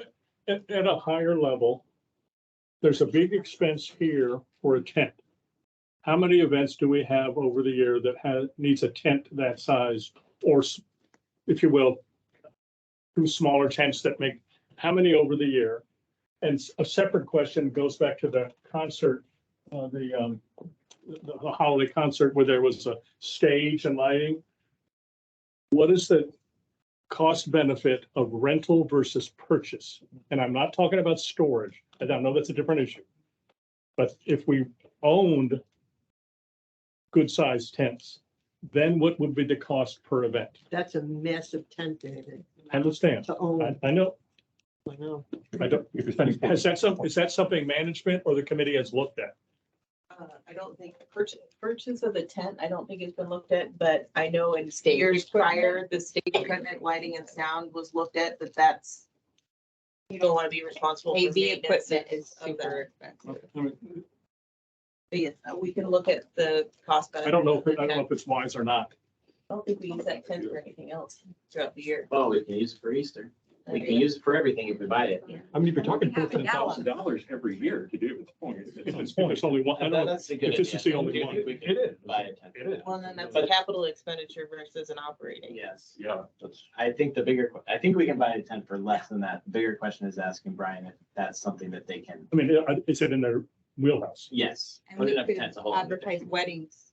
And like wind and all of that, there's a lot of liability with the tent. So Brian. Maybe tent's not the, just, We'll dig into it. Just putting that tent, it's a metal, right, Mm-hmm. it's a metal top tent, takes up, on field one, it takes almost. It's like a circus third of the. Yeah. of I it. know that. I mean, we need a building, we need a place, we need a community center, we need something that we can do, that we can have multiple events, that we don't have to worry about the weather. It's like we had it at Lakeside 2 or 3 years ago, and then weather happened to come in. This So is, we had it for one purpose and we used it for another. and this is twice that size. Right. And that was a metal top. It's a metal, and then these guys that put it up, it takes them almost a full day, so. Okay. Again, I think that, we'll try to raise the price, I mean, we personally as volunteers can't go out and secure these things. It has to be the management that does that. Right. And I think that, we'll do our best to, work around whatever it is, but just make it so, don't cut it so much that that the residents are gonna complain to us that it's like they were saying earlier, Yeah. what a waste. I think, We're getting a 50-cent quarter, egg. I agree with that. And that's what we try to make. And again, every resident, every family at home in this town pay their dues, and a small portion, just a very small portion of that is going towards these events. So we have to really determine, how far you want to cut it. And as a committee, we will work. That's part of our resolution. We'll work within the budget you give us. We'll try to make it the best we can. But again, like we just heard tonight, and I don't disagree with that. I'm not criticizing that. I agree with that. You get a 25 cent, whatever thing you end up throwing in the trash. So we try to make it memorable. We try to make it have quality. So we will work with whatever budget you do to make it the best that we can. And then it's just a matter of we hope that we can and we secure we'll raise the prices on things. And, you know, if we have to tell the residents that, we had to raise the price because trying to keep the budget under control. And also work with our team, very hardworking team, to try to secure more sponsorships. And that's basically all we can do. Yeah, and this is a muscle bone fat exercise. I think we're just looking to trim the fat right now. We're not looking to get rid of muscle and bone. We want to just tighten up these things, make sure we're making. Yeah, to Jim's point, because Jim said, why are we spending so much time on this? And I think because we don't want to cut this Right. event. So we're trying to figure out And how I do we make this understand not I hear you. lose that much? Because it is a good event. I hear you. They all are. Are there any other ones that we want to discuss in this group? Where did we land, Lauren? I put 25,000 because with the cost of the tent and the entertainment, it's there, but I'm putting it as a placeholder. And we'll look at the feasibility and cost of purchasing a tent versus continuing to rent the tent. Made up. It's just an idea, Just but an we'll look idea. at it. Can't hurt. Where's that first? So, That puts you at 2.9. so in this section, there is if I'm reading it right, there's a new item called special events equipment. Can you talk about that? So those are small items that, like the coolers, the kegerator. How about the tablecloths that Dory mentioned a minute We ago? need tablecloths. A lot We of didn't them are actually stained. purchase, well, we don't own the tablecloth. Our lovely volunteers do. Yeah. We need to actually. Is that kind of the sort of thing we can buy? Yeah. Good. Yeah. That we can wash and, But is Don't this, we have a You don't- washer you and don't buy dryer? linens, You rent them from linen companies. Historically, that if you want to Well, cut costs, there's linen companies out there. I work for Disney, producer, that owns 2 venues in New York and Florida. I'm telling you, you want to cut costs, rent the linens. You don't want to have to store them, dry clean them, maintain them. We have Okay. we have a committee member that I literally, volunteered to be on the committee. I wasn't offered, so I'm just telling you. my okay, she brings the experiences. tablecloths home If and you need washes any them. help and or advice, washes. well, I'd be helpful. okay, the thing of it is what we have, we take them home, we wash them. It got too expensive to buy them and then having them dry clean. Yeah, don't buy them. I said, don't buy them. Well, we Rent them. rent them and again, it still was way, way, way off our charge. so, But this doesn't cost anything. This is zero. so the intent here is for certain things, you're buying them so that you can use them again and again. but all this is Good. capital expense, right? This shouldn't be budgeted. No, these aren't We already have a replacing kegerator, existing so we can. that are items that are just need to be Replaced. replaced. You've got a ton of coolers that are cracked, broken and not functioning. It's just, they've been limping along for Heaters. years and That years. can't come out of replacement. Oh, it says- We It's not can, a but it's not replacement in item, the. it's operating I item.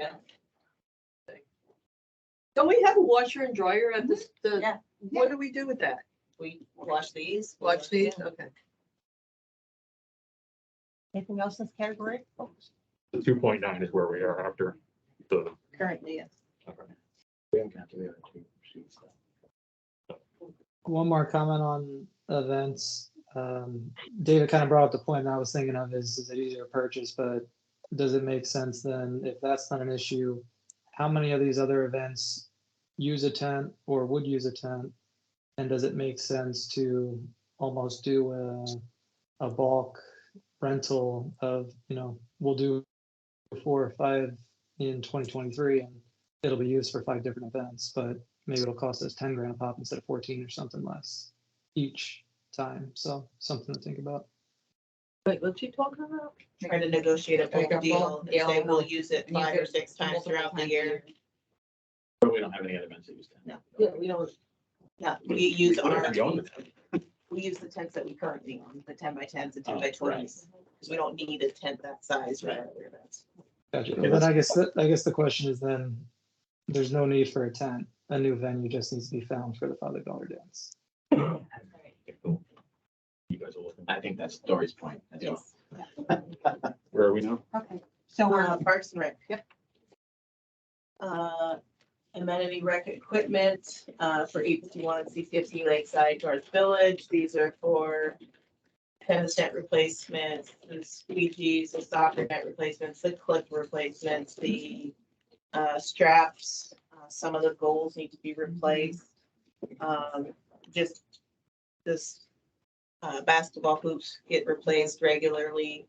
The volleyball nets and this sand tennis, I think it's what it's called, nets get replaced regularly. Did we, sorry, I didn't, I know in the last rec committee meeting last week, we talked about the rental fee. Mhm. And for non-resident, we were looking at, we haven't landed anywhere yet, potentially increasing that. Mhm. I don't know if that made its way, and they haven't voted on anything yet, so, but I don't know. When there's a number, then I will, Okay. then we can recalculate the revenue that's associated with the private rentals. Okay, so we'll see that somehow. Yeah. Okay. But I Depends have, on the timing, whether it gets into the budget. It Yeah. probably won't. so I have not adjusted it. The other thing I would say to that is I don't know what an increased rental rate would do to rentals. Would it decrease the number of rentals and thus relate to Yeah. a loss or? Well, one venue we have no history on. So. Yeah. Um, And while they're looking at all of that, they're also looking at standards for rental. So while rates might go up X%, the standards might double or triple. That could push outside rentals away. Yeah, I think they're trying to look at, they have, the fees haven't been looked at in the last 12 years, is my understanding, right? So cost of living, inflation, everything. I think where they're, I don't want to speak for where I think they're going, but the resident fee, I think they want to kind of keep where it is, right? Not create such a, so difficult for us to be able to use it. And then for non-residents, I think looking at potentially doubling or, Or more. Right. And the other part I was talking about was something Ray said at a board meeting 2 meetings ago about like noise in North Village Pavilion. And, if we put a decibel meter there, the residents who live right across the street are complaining. Yeah. I'm just, And even blocks away are complaining. and And again, that's not unfair. That's not fair to the residents. no, and again, I'm just from a budget perspective, we would just, I assume see that when and if that's approved, which will likely be post budget. So sorry, carry on. So this might have been wrapped into what you said, Lauren. Why is the CCFC proposed budget more than doubling? My one, it was, amenity rec equipment. so Why, the why this year is it more than doubling? rec equipment was all one big line item. One of those previously, breaking out And things. we've broken it out, number one, and number two, you have a lot of soccer goals that need to be replaced next year. They're not on the reserves. They're not a reserve item. Right. Okay.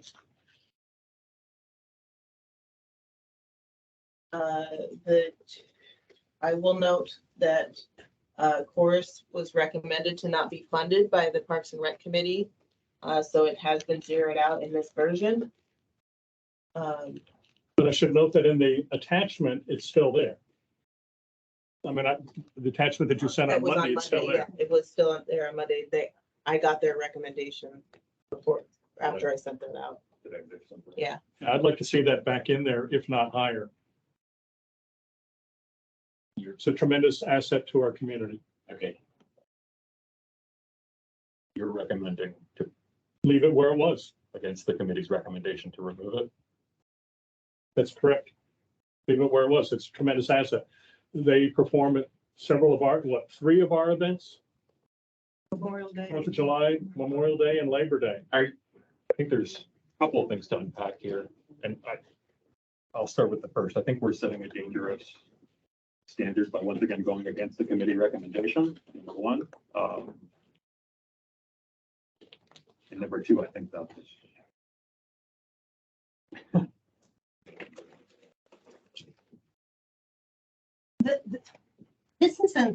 This isn't exactly a partner program either.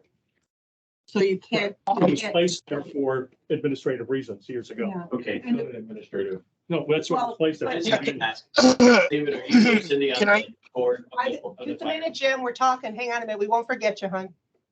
As I understand it, both of you are on the board of the fire. Yes, but I want to explain something. Well, I think that the appropriate thing to do is recuse yourself from I conversation. can't discuss, I'm not. gonna- Correct, that is what that means. Well, I'm not gonna. I'm do not that. gonna recuse myself. I am on the board and I have the opportunity to make. So I have a daughter. The So board so says I'm no. gonna jump in here. I'm gonna jump in here because I haven't said much tonight because I've been on the freeway. But I have a daughter and I recuse myself from talking about the father-daughter dance. And you guys are on the board. You helped create this entity and you're not gonna recuse yourself? We did not, that's what I'm trying to explain, Jim, how this all came about.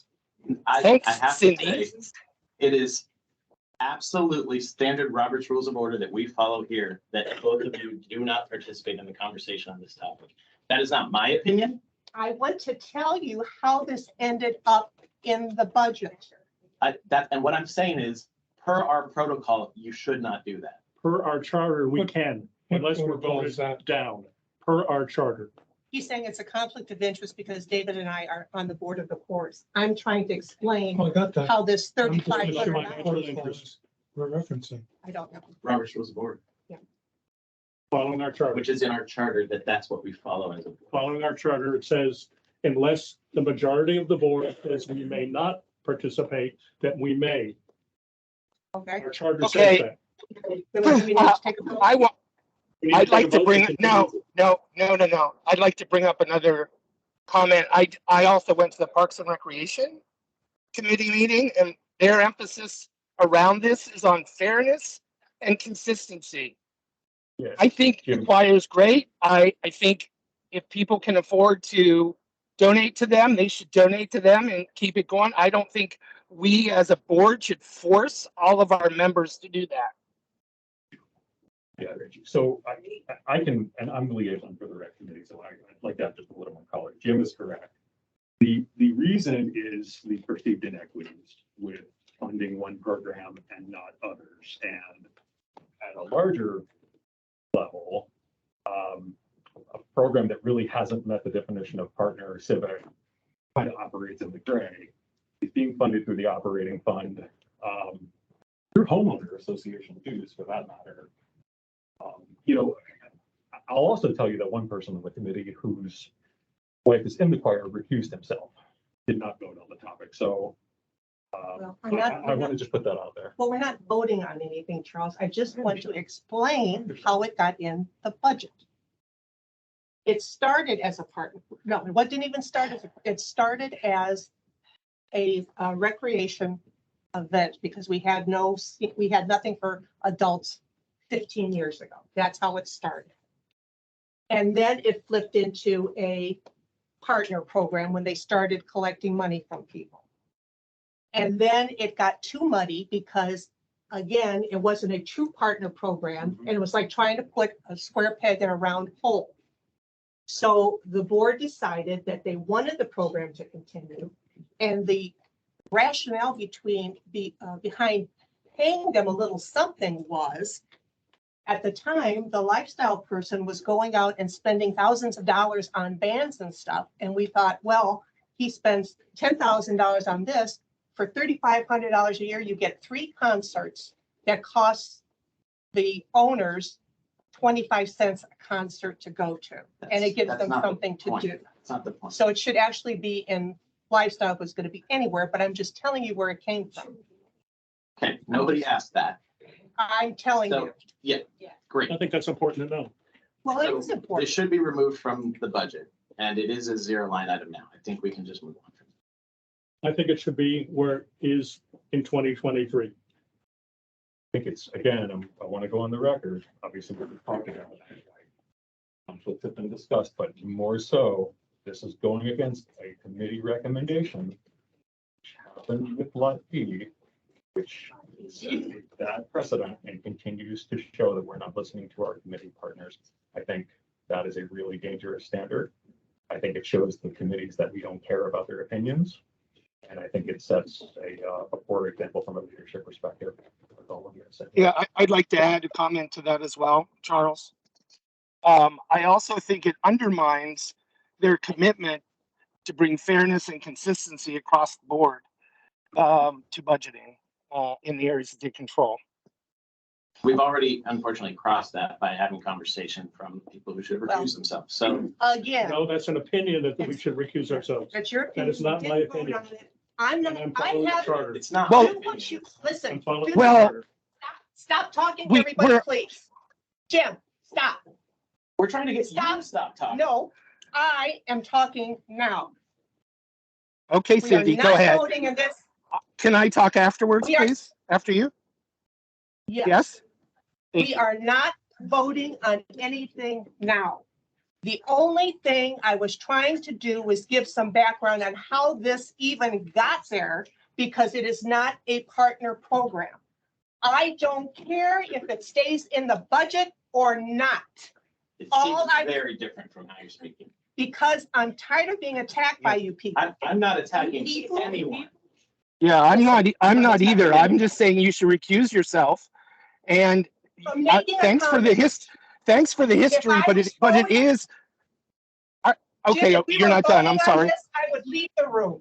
If we were voting on this, I would leave the room, so nobody would think that I was giving But- signals to anybody or whatever. But you already spoke. Okay, on it, can so I you talk now? stated Your Can I- opinion and your influence. So, sorry, Jim. I'm not, Can I talk now? everyone doesn't have any influence. So I don't think. Cindy. I think we're continuing to say the same, I think we're all saying. I the same want thing. to make Again, an we're additional talking comment about- as I would asked to do, Lauren. Go ahead, Jim. All I want to say is the background that Cindy just gave is valuable, but it's biased. That's all. So, Correct. It would be biased if I was trying to talk you into keeping it in. Again, I could care less if it's in the We budget haven't, or not. so. you are fighting very hard for this, so is David. So to kind of say that you don't care is not being congruent, I don't think. So, okay, at the end of the day, we can't force people to refuse themselves. Okay, so two things. Number one, if we don't vote on this and you vote on the general budget, then Yeah, we should vote on this now. We've been removing things all day long. I guess that's where do we need to vote on this? Or will you call a vote on this or no, on this particular? I don't think you need to. Nobody's arguing with you. So it's fine to remove this from the budget? Yes, nobody is arguing with I you. don't think it's fine. I'm just- I strongly disagree. Nobody is arguing. David and you just argued and wasted 20 minutes Because, of the evening. because you kept saying we had. to- Not talking about waste. That's why we're here. Yeah, so anyway, moving Great, we'll on. remove it from the budget and move on. I disagree. Would you like to call for a vote? No. Next. Anything else It's in gonna be that brought up, category? you know, as we get to the next workshop and when we actually vote on the budget, there will also be owner comments and we can vote then. That's when we vote. Comment in the audience? But just, because that committee person isn't here, is there a chance we can get the board to put out the reasoning from the committee as to why they took it off? We do have. We have it in writing. Yes. They offered an opinion We today. provided a written opinion in writing Okay, to the so board today. Committee provided opinion to the board as to why it came off, Yes. and the board agrees. Well, apparently not. No, no. Because we obviously as a town haven't seen it. Sure. It's not gonna be made public here. It will be made public. Okay, so, yeah, I mean, I'd like to know why the committee took it off. Sure. I guess is my ultimate question. Yeah, great question. Okay, anything else in that category? No. Association communications. We've got budget mailings, that's our statutory obligation to send out the budget to everybody. Elections are what they are, that's the cost of simply voting, and postage is going up, because it's also the cost of mailing out all the ballots and to everybody. The welcome package, I mean, this could be removed and we wouldn't print them anymore. We haven't spent a lot out of this line item this year. It's mostly accessed digitally now, so we could just print ad hoc and hopefully absorb it in our printing budget, but that's something that you can consider. Association maps, they've been completely revamped this year to include Island Village. They now include the Memorial Garden as well and some of the other missing items, so those will be printed. We're gonna do a small batch, probably not the full 3,000. Did we not have the budget mailings in the budget last year? A lot of the things in this used to be part of the larger miscellaneous. Oh, okay, okay. Yep. And there used to be a miscellaneous item in this header too. So we're trying to break it out so you can see. And that's much appreciated, rather than Where just the the money- miscellaneous and then $200,000. Communication subscriptions and licenses, this is the subscriptions and licenses that Liz's teams use for comms. If you want to break out, we've got that already. It was sent to the finance committee as well. Admin expenses, board meeting supplies. That's gone up because we're well over the 12, well, we're not well over, but we're over the 1,200 budget this year. Your labor rate has significantly dropped. That's because in my review of your budget with Grand Manners, the 15.5% burden rate that Brian had built into your budget that he believed was part of the negotiation does not exist in the contract. And Grand Manners is not billing it, so that has been fully removed from the CROA and CJC budget anticipation.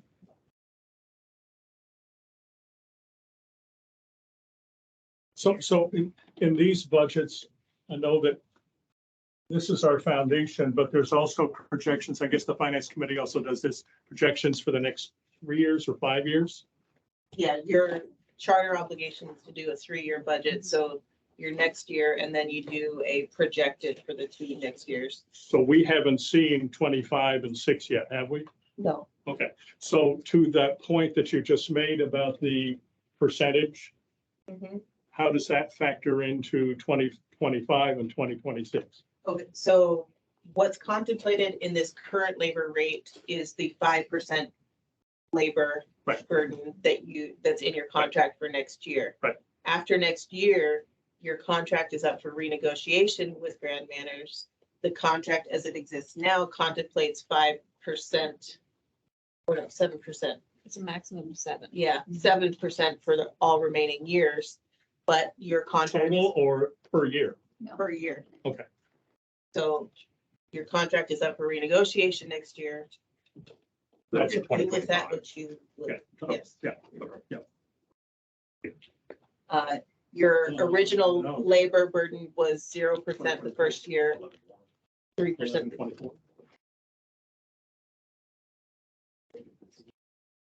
Yeah, I know.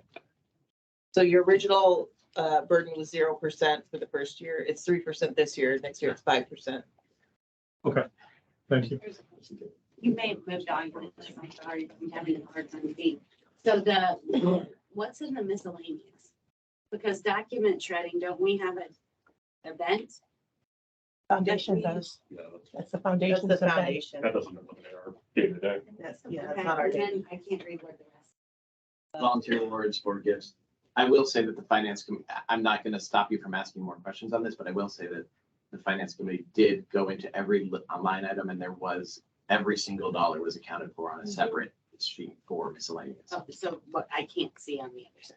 Yeah, well, what it says on that is document shredding, volunteer award, and board gifts. There are other things there as well, but they're all well within miscellaneous. What are board? I don't know what board gifts are. It's So say the it's outgoing stressful. board members, they get thank you gifts for serving when they're done serving at the end of the year during the annual meeting. Used to give paperweights or, tablets. little or- significant. Probably monthly budget.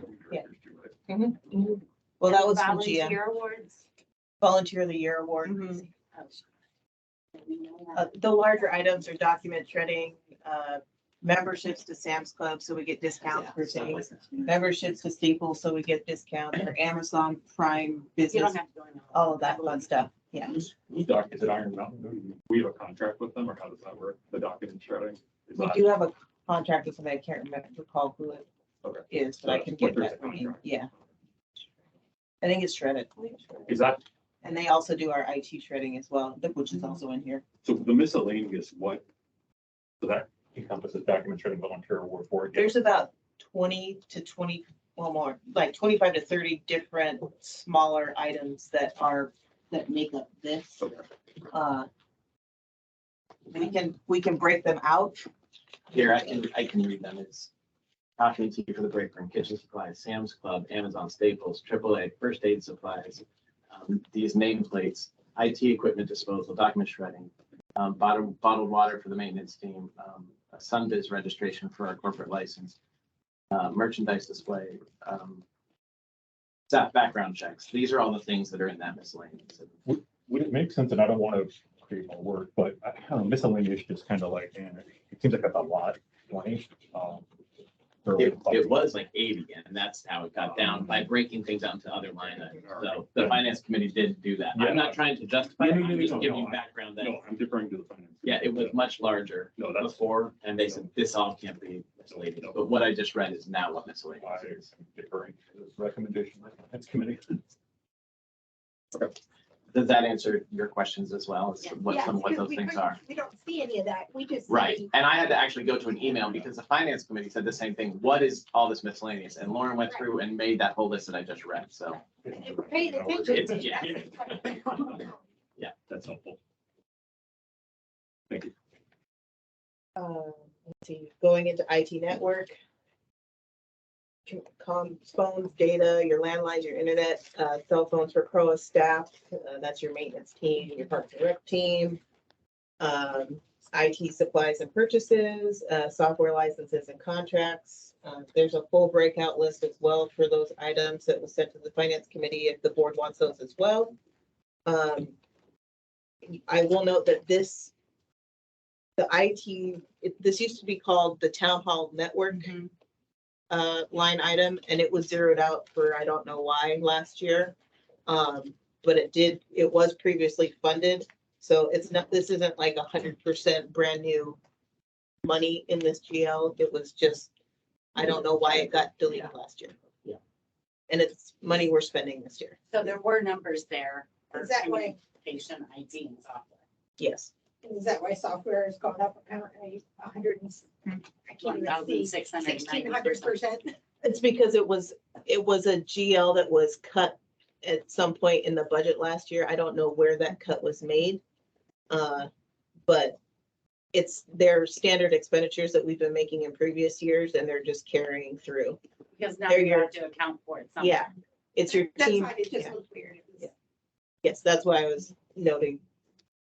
And I remember I specifically asked for what software licenses and contracts were, and I got that list, which was just as extensive as the one that I just read. So that is available if you need it. So 2 questions on this IT network piece. This is not so much the hardware. I mean, okay. This is all attributable. So we did a full audit as part of Jose's onboarding and intro into town hall, a complete audit of all software licenses. Right. And there's Subscriptions. some duplicates and things that we weren't using. And We a lot cut of it. about we cut about $60,000 in licenses and subscriptions that weren't being used, Right. that we found. We reduced licenses, we've consolidated into a better contract with our cell phone provider, our internet provider, all of that. So, but the other piece to this is what's attributable to CROA staff is here. What's attributable to CJC staff is in CJC. Got it. And we'll get that. So then the other question is, between those two and the specialist, if I may, in the room, is this enough to get us where we need to be in the near future? I mean, is this adequate, or do we need more funding here so that we're not scrimping?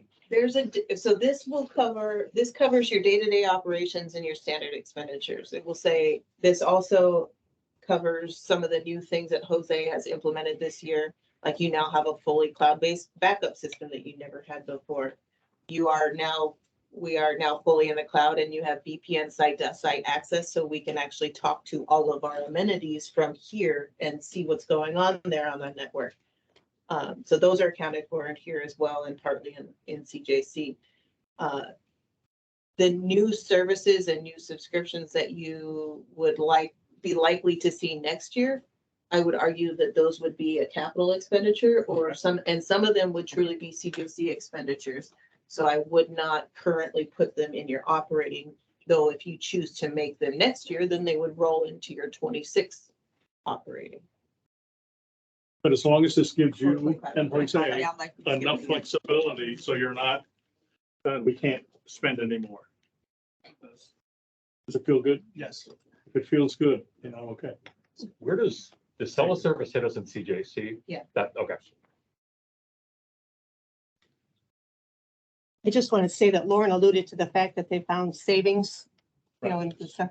They've done a lot of that folks don't know about. They dig into stuff. They say, well, why are we paying this when we could be doing this instead? They've done a excellent job of trimming expenses. If Jose's comfortable with the budget at the end, you're not. You know what? I take it back, Dave.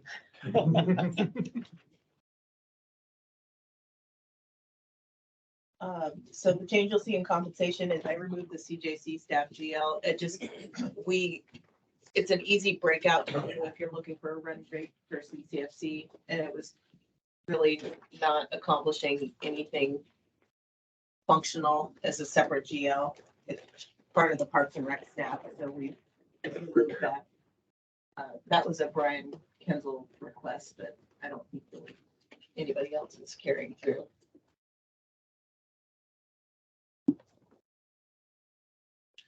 I will note that this budget does anticipate the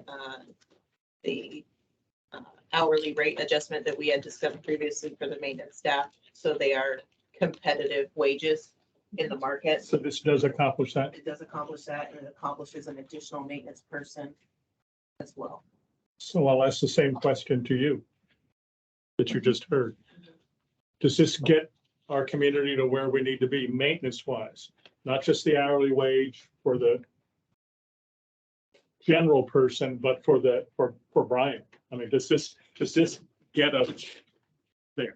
I'm gonna tell you, maintenance wise, it gets you to where you need to be. Preventative maintenance, addressing safety, security issues, Right. pressure washing.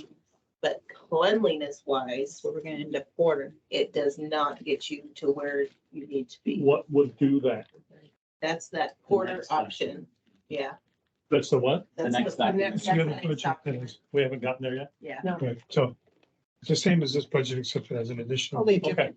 okay. Oh, quarter. I had to learn what that word meant. So people that work on trains to carry your bag, I don't know. What's the- Well, that's another, So it's just it's an option that we've put together. Okay. There's other options to contract with outside companies to do the cleaning of the amenity centers. The big problem is you don't have people, we have people opening and closing the pools, restocking and addressing major safety security issues. The maintenance team doesn't have time to sit there and spend hours every day cleaning your facilities that are essentially commercial facilities because of the amount of usage that they get, which is why they run down so quickly and they. and look it's the not way their that they do. expertise. Yes, it's not their expertise. There's two pieces though, I think, especially what David's saying. There's the staffing and then the technology, which need to come together, right? So are those working, I guess, in lockstep with covenants and with everything else? Like, are you getting the increase you need? I don't want to speak for you, but from the technology to support the covenants and then the staffing, does this work together to get, I guess, where I think we ultimately want to get to, is that those two talking together, I guess. Yeah, currently, the management team had input into additional staffing proposals, and I believe we all agreed that we were comfortable with this from an operational perspective. You're doing a lot of manual work, I believe, still with the covenants. In covenants, and that's our project number 90% one on the IT in the back end. That's in this budget for you, or that's already. That's not an expenditure that you're seeing. That's purely a man-hour time. That's purely Jose That's Jose's creating it man-hours, for you. writing the code and developing the application for the staff. But is that what we want to do? Well, is there something we need to think about as we get into this process So- around? I will say you're not gonna find a software system that you're gonna buy off the shelf or Fit that, Celebration. that's going to fit Celebration and the specialized covenants process and the expectations of all of the violations on one letter. And so that's, go ahead. So in truth, if you get a developer to do this outside and you outsource this, it's gonna cost you an arm and a leg. If you get a specialized application, more often than not, they're not gonna have the resources or the flexibility to tailor make it to your needs unless you pay something on top of the subscription that you're gonna pay for. So that's what we're tackling it. We're tackling it internally because we know the process and we just build it modularly, step by step. Yeah, my argument is that, you know, there are a ton of other technology initiatives too, right? And if you're spending, you know, all this, is that something, and I defer to you, right? If there's funding or something we need to look at, it sounds like maybe not, but. Do we need more personnel? Yeah. I don't In think. techno- I mean, really? It sounds like it's a technology.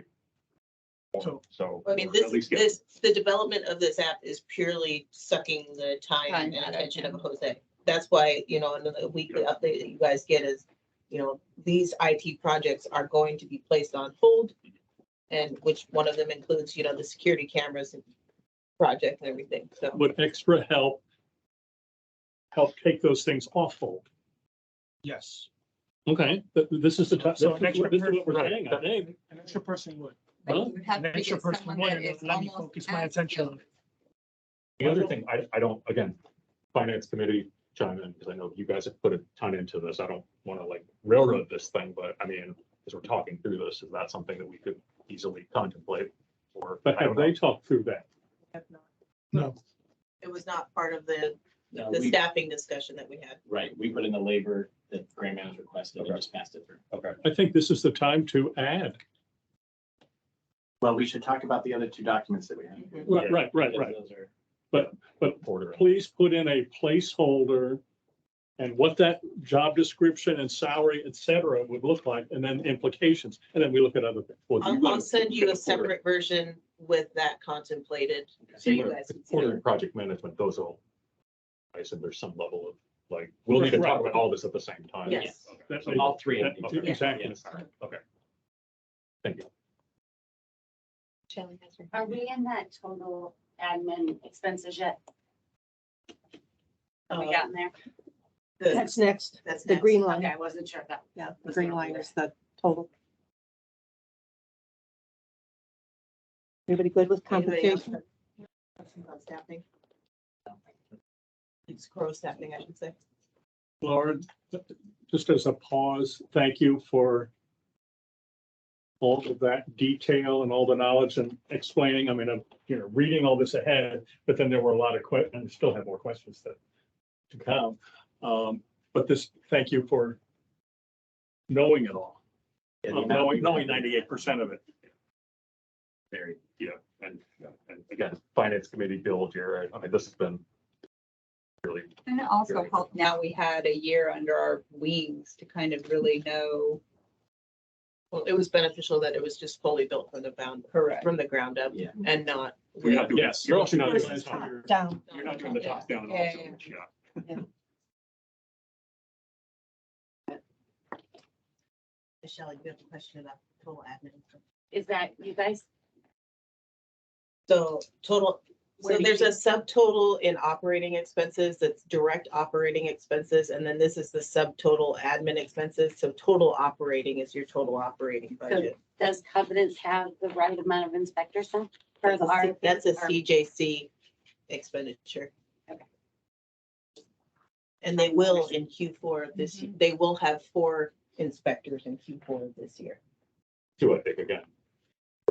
Number of inspectors, alignment around the design guidelines, technology, right? Those three things need to come together and make sure that we're working in harmony. It's not just like hire, make sure that we're doing it the right But way. there was a number in the contract Yeah. that we were supposed to have.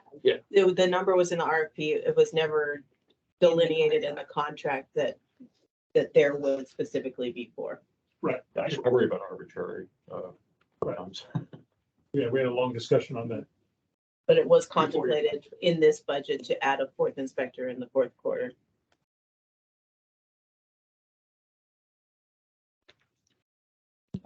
Okay, so after your operating expenditure, you get into allocations. So you have your capital resale assessment allocation that goes directly into the capital budget. You have your capital fund allocation of 443 to the capital fund, which brings you to your kind of average $800,000 capital fund contribution.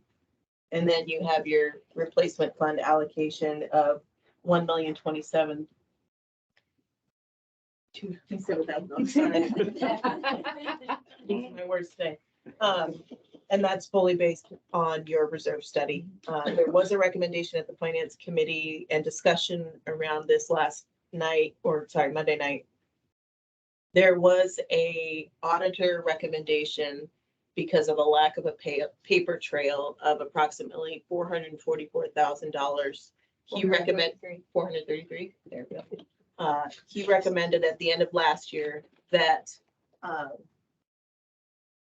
$433,000 be moved from the capital fund to the reserve fund because there was not a proper paper trail as to where those funds belonged because of the CCMC software system change in 2021, and then your software changed to Grand Manners at the end of 2021, and there was some fund mingling along the way. So your reserve fund is well funded and is not at risk of being underfunded. So there was a recommendation of possibly reducing your replacement allocation by the $433,000 that was just added to the replacement fund and allocating that to your capital allocation amount as well. So it'd be a net zero on the budget, but it would return the money where the finance committee believes is the right place for that money to be. And that'll be a recommendation for the next It's board for meeting the board action. meeting. And that's from capital. It'll go, so it'll reduce your replacement fund allocation by $433,000 and increase your capital fund allocation by $433,000. So it's a net zero on the budget, but the committee believes that money properly should be in the capital fund. I think I'm saying that correctly. Yeah. Right. And if it's in the capital fund, it can be used as needed elsewhere if there's an emergency. Right. And the reason it's kind of, I want to use the word convoluted, but it's a little complicated, is because once money is in the reserve fund, you can't take it out unless you use it on a reserve. So since there's plenty of money in there, we're just, if it calls for $1 million, we're only put $500,000 because, and we're still fine. Yeah. Okay. You still end up at the end of this year and the end of the next year above what your recommended fund balances are.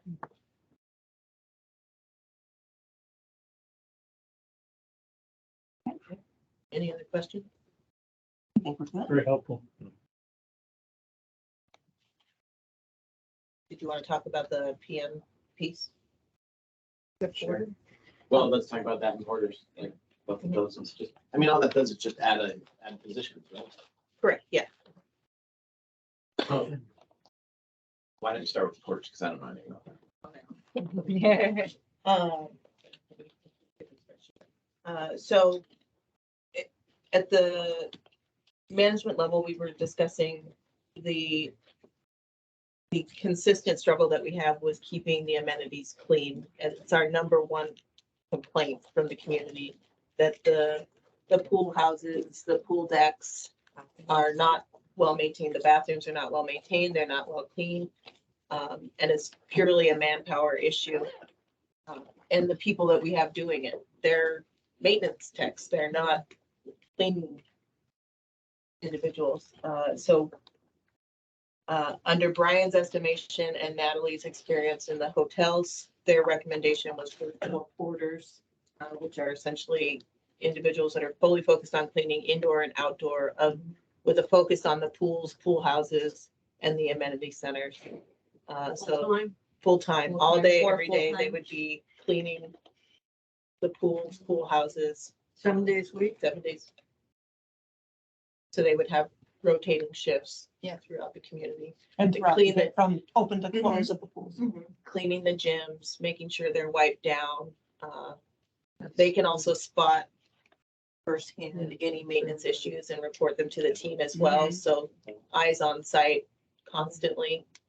So we can be a little bit more proactive, not have to wait for cell service in a park that we haven't touched in a little bit, just because we've been focused over here on this urgent. So matter. right now, that's done by maintenance, but it's It's really not a really maintenance done. function. Using skilled labor for unskilled work. correct. It's a waste of their, And reactive, not proactive. Correct. Where would that report into? That would roll up to you It or would it roll up to Brian. yeah. would be under maintenance Mhm. order? Brian's is the operations and facilities director. Was it just before Grand Manners back there or just after? Tina and I went to Lakeside to look at something that somebody was complaining about. And we couldn't believe the number of things, the shower things were broken. There was a tub there filled with, I opened it up to see, my God, that smell stayed with, it was horrible. The gate to the kiddie pool was broken. The skimmer was broken. The umbrellas were broken. I mean, there was just so many little things that had been neglected. This would just be, So this Great in the solution. future will, I think you said this, if I heard it right, results in lower maintenance costs in the future. Is that what I heard? I mean, that's what I heard. No, we'd be proactive in catching the issues before the residents or the homeowners find them. Well, I would say, I mean, if you're actively cleaning the bathrooms and the mirrors and the metal finishes, they're not gonna deteriorate as quickly Yeah. as they are currently, because they're not getting touched on a daily basis. They're starting to rust and to be weathered. Where you see a handle that's loose. Correct. Then get you that can report it to maintenance, like in the hospitality industry, the housekeepers had software where they would take a picture of the item, put in the location, and boom, it goes to engineering. They go and they mark it done, take a picture, it's done. Is that part of all this? What you just said? Well, what Cindy was saying, that's maintenance tech, right? That, like, missing those things, that's really what maintenance tech should be doing Yeah. right now. It's because they're spread so thin. I mean, they're cleaning all the facilities, blowing all the playgrounds, time. blowing all the lots, plus fixing things, plus painting things, plus. This is an increase in service. They're fixing things when they're broken. This would be fixing things before they break. Correct. Yeah, tightening things up. Especially the pools. Sometimes they're not kept up because of the lack of staffing. and I don't think that we had this problem to the extent that it is now back when, but there's a lot more people here now. They're And things were newer. And things were newer. Yeah, and older too. Yeah, and then obviously like pressure, there's still specialized things we're going to need for the pools. I'm just Yeah. trying to conceptualize like what this is gonna look like from a just So day to you, day. you think you need 4? I mean, that's, He said ideally we discussed a seasonality piece to it where we Mhm. would Bring on an additional you one would do during two- snowbird season. You would do 2 in the off Oh, season and 4 okay. during the peak season, just so Right. they were touched more frequently. so some that's ebbs and another- flows. That's another option that would create some savings as well. And you lose good people there. Exactly. Does that come, That know the parks and know where they're at and know what to look for and that know come what with- should have been fixed last week. Do other Grand Manners, HOAs, employee quarters, just out of curiosity? Do you? There are other. Mhm. And I know like a lot of the high-rise condo associations, like in Miami, and that they have quarters, like hotels do. So historically, has cleaning been part of maintenance? Yes. And in many communities, you said Grand Manners, but in other communities, other HOAs, it's an extra function. How many pools do we have? 6? With Island Village now? It's either called a utility person or a house person or a porter, or janitor, custodian. So Yeah. does this include artisan? Artisan They is do their their own. We own, or we just own the clubhouse They've got the budget. or the pool? They have, the artisan clubhouse has their own budget separately. No, I know, but we own it. Right. But they are not contemplated in this budget. Understand? Okay. So what is that? What's the impact? Like, I'm in now, so with that proposal, where do we account for that? Quarters. It's in the maintenance, salary line item. So we're at 388. Sorry for those online. That's the one. But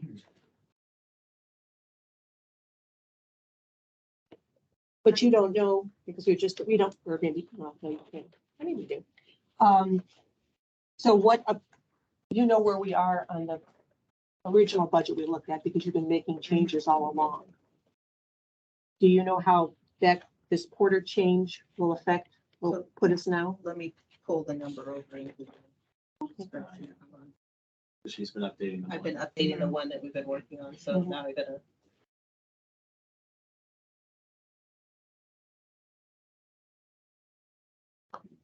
So we're at 2 point. Right? Yeah. Okay. You talked about needing software for like the porter to be able to communicate with maintenance. Is that an additional or is that? That is part of ONR that Jose is working. So that's included in the budget That already. was my question. Yeah. So it's an additional 149, so 150 if you just round it up, because it's 149, 760. So 3. So 3 points, 149. 760. So what's, Oh, that's the total to the bottom line. Yeah, that you add. So it's at 3 percentage points. so it went from So it was 2.9. 2.9 to 5.9. to 5.9? A little less. For $74 per household per year. So the other spreadsheet is adding a project manager, as we've been talking about the projects that we have upcoming and talking about vendor services from grant managers.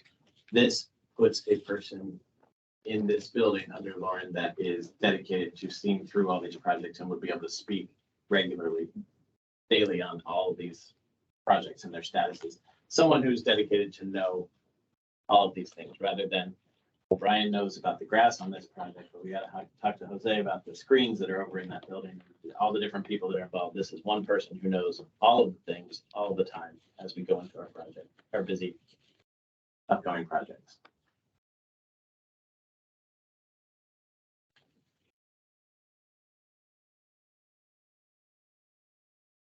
That's contemplated at about an $80,000 salary. I don't know if that will likely get a licensed individual.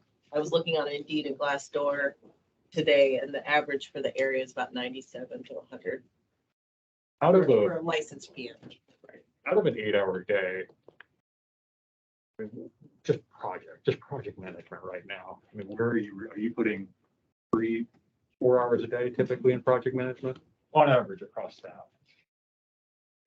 I'm just trying to, His whole life is project management.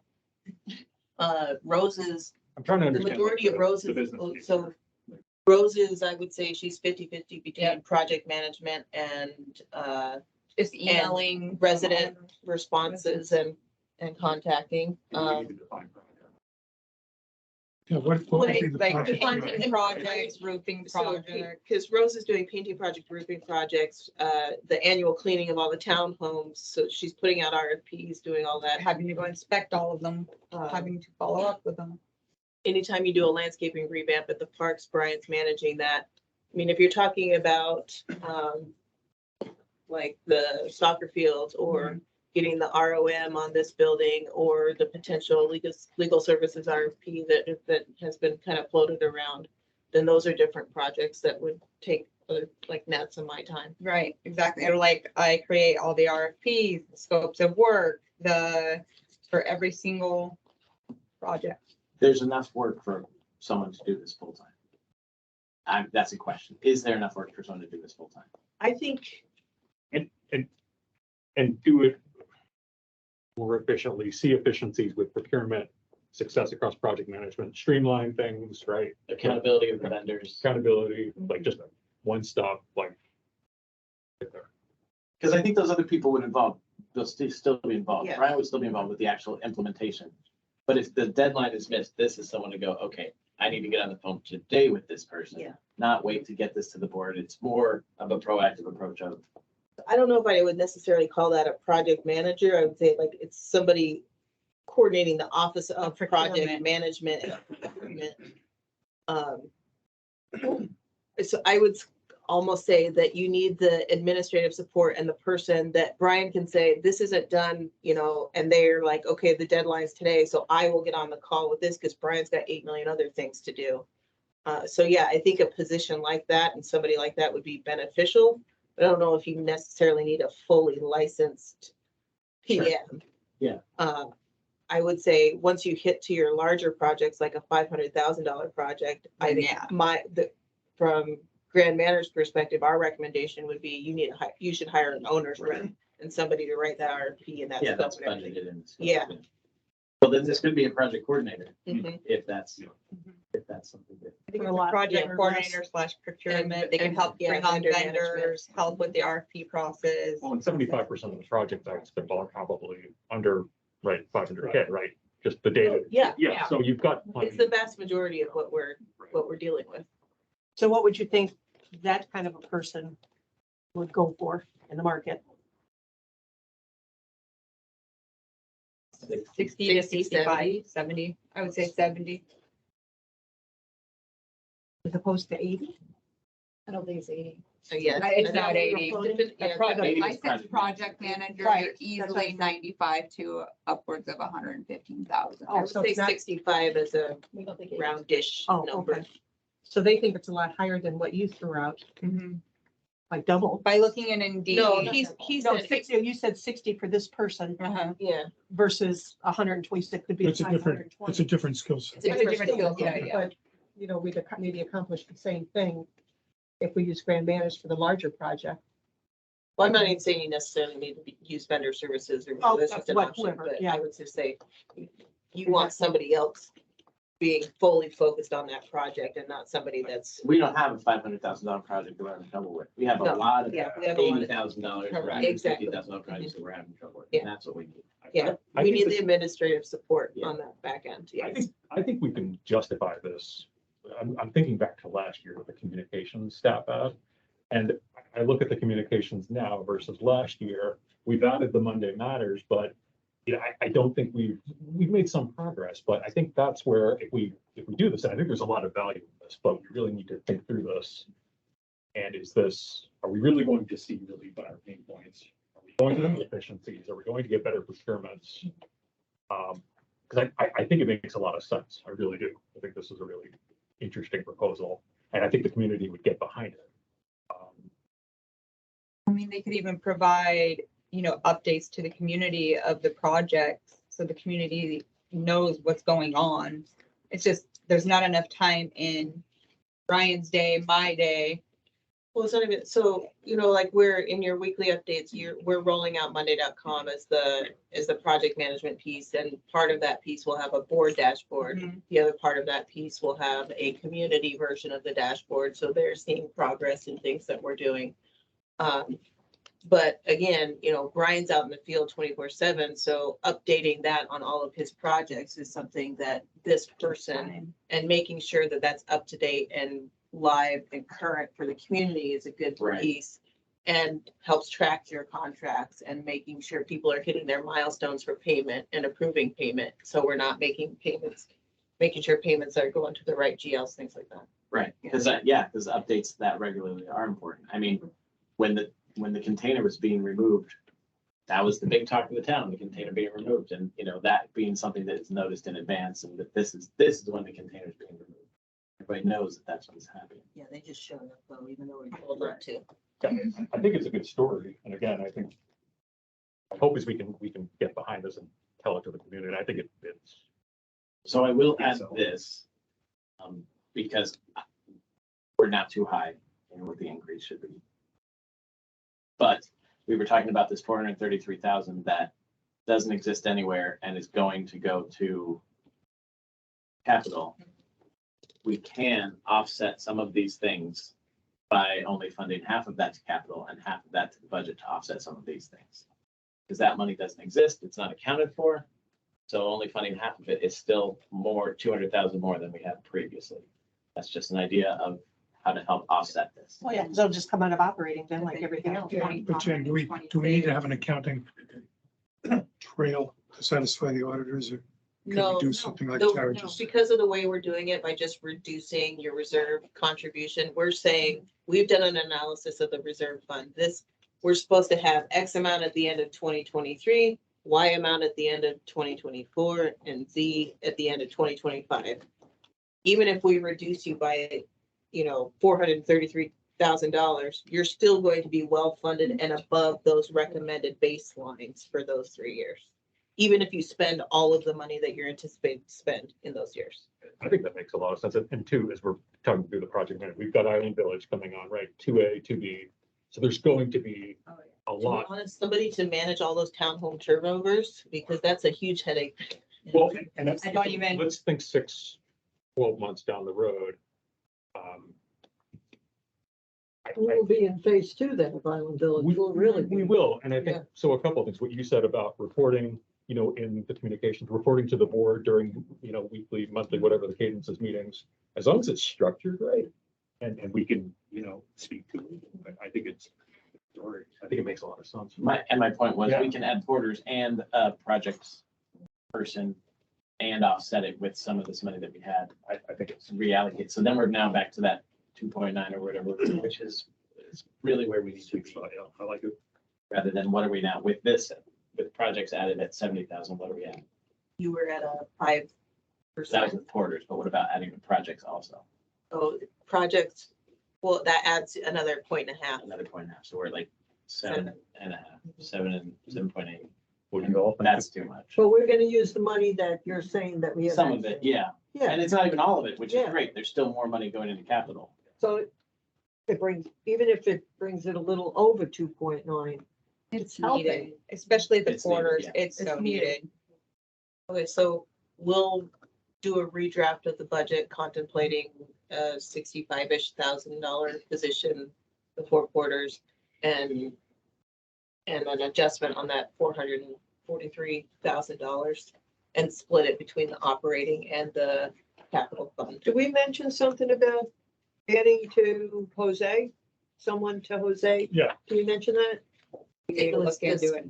That was It going in was there discussed. too. It's one of my action follow-up Okay. items. Sounds good. I think the residents will be happy that all their amenities will be clean now. And through no fault of you guys, but it's hard to keep up with the pools, especially when there's accidents in the pool. So would it be helpful at all to close like, I'm all screen at one time, one pool at a time to help alleviate the porter situation of 4, get us down to 3? Or give them like Mondays off, like, can we do something where it's one day they don't do it? Problem is they need to do deep clean projects. In each, like the bathroom stalls need to be wiped down top to bottom. Island Village alone, that clubhouse with all the windows and the furniture and everything, I mean, it's a lot of work. Just Island Village For alone. 7 days a week for 12 hours a day. So it's like Well, one right, person I was can't do. trying to get to Yeah. 6 days a week and with one pool closed a week. They do that in larger places where they have multiple pools. You can go to another pool, but on Mondays, Spring Park is closed and on Tuesday, whatever, you can go to a different pool. Do you use the No, wait, pools, Shelley? That would be a board. Yeah, do you, operating. Yeah, that would I'm be not being like sarcastic or anything, but do you use the pools? We used the East Village. Okay, so like, there's a couple of days where 3 Yeah, pools right. had to be closed down because there were 3 maintenance issues in Well, the right, I water. understand, but would there be less maintenance issues? But if what there- happens if, say, on Mondays, we close East Village Pool and North Village and Spring Park Heritage have maintenance issues because a baby went in the pool? So I think it's important that we need to keep the pools open as much as we can and make sure they're cleaned. Before I comment on it, I would want to talk to Brian and get his thoughts on it because he's the one that's out there every day dealing with it. I was just wondering if it would get us down to 3 Yeah, or something that then adding somebody to Jose would be better Another thing too is, possibly better in the budget, but also to get, you're spreading the money now over 3 different things for the residents that will be obvious. These are gonna be blatantly obvious improvements. another thing too is they need to go back and touch up. Like, for example, I went and inspected Spring Park Pool in the morning, and then I went back in the afternoon, and there's like spilt ice cream on the tables there, you know, so it's a continuous thing throughout the day. Yeah, and this is going to be, we're gonna hear about this, right? If we bring Yeah. orders on and it doesn't get cleaned. This Yeah, we is will going to- hear about it. This is going to follow us for a long time. So what I would say, and feel free to jump in, there needs to be oversight, control, accountability, because this is not gonna be, And I first. want it to be a good first story, thing but is it's like going to very quickly full-blown turn into a bad clean, story. Like, yeah. So make sure you've got. It also has the potential to make everything really amazing and really It does. like showcase level. Absolutely. Absolutely. I mean, the homeowners want resort quality. Well, this is what we need to get to resort quality. Yeah, again, just control the oversight. Go. Sorry, can you take, didn't we grain manage done in other places, these sort of things? Can we use like best practices and get expectations, document, so everyone is on the same page? We've already What the discussed a expectations are. training program and And I don't know checklists. this Brian guy, I never met him, so would he oversee these people? That's part of his responsibility? Yes. And not the same person doing the same pool this. No, No. Because the accountability is. Correct. Somebody else is gonna look at my work tomorrow. yeah. Right. Yeah, I mean, I worked in resorts for 27 years. Overseeing every single department from housekeeping to food and beverage to everything. You know, I'll say same thing. So. Still do. So I will create a very good training program. There's already authored Yeah. organizations that already have Mhm. curriculums and best practices laid out. And get them OSHA Get them certified, bloodborne OSHA pathogen certified, and all that kind of stuff. Well, and to your suggestion too, Shelley, you know, to hire 4 people because you're gonna have vacations, you're gonna have Mhm. people off sick, you're gonna have people that decide they don't wanna clean toilets anymore, they wanna, you know, do something That's else. what I kind of fear if you're putting them in for 12 hours in the heat, cleaning crap. I mean, let's talk about what it is and. It's the hardest. So is job. it, will they be 12-hour shifts? No. Okay, so 8 hours and at some point another person will come in? So that's what we're through it. It's staggered shifts of 8 hours. Mhm. We can't exceed 40. And feel free to use that 433 to flex different views of percentages of increase. You know, it doesn't have to be a straight 50-50 split if we need to. I'll adjust get you that. guys a couple of different Yeah. options so you can see. How will you keep the pools open when they're working there? So the way they clean them now is they do it first thing when they go and open. So most residents aren't there at 5 o'clock And- when. And we recommend that too, because it's not as hot outside, so they would clean the outside areas first, and then they would go in where it's air conditioned later on in the day and clean those parts. So your Salt main structure. clean would be first thing in the morning, and then they would be doing touch-ups in the afternoon and addressing any spills or anything's in the bathroom. So we've looked at the CROA budget. Can we look at the CJC? I know that a lot of that you've referred to. If we don't have a copy. I have a overall CGC. What was online? Didn't put the full workbook through I this? didn't print, no. There's a hand up. So just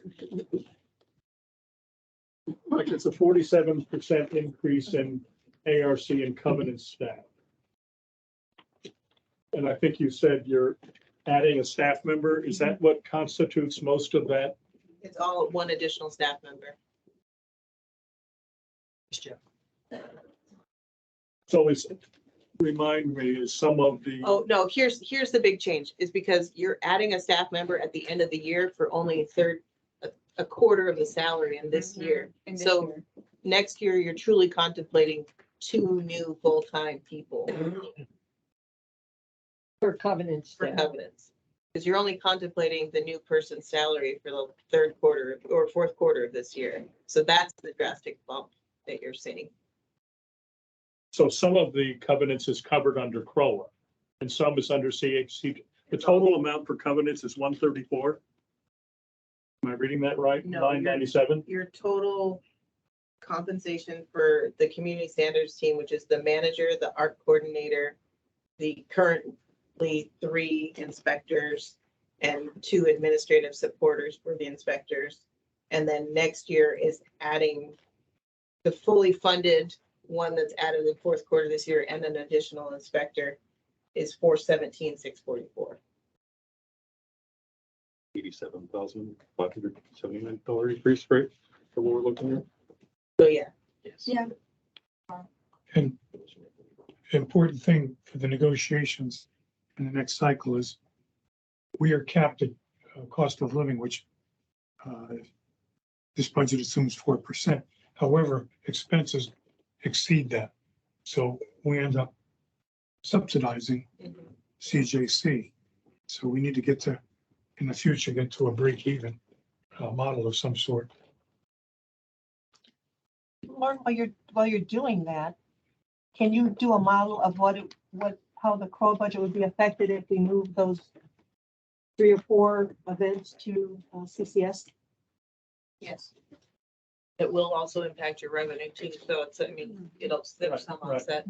And I will say the ones that we talked about moving to CCS are ones that are closer to the net neutral. So, but I will do that, yeah.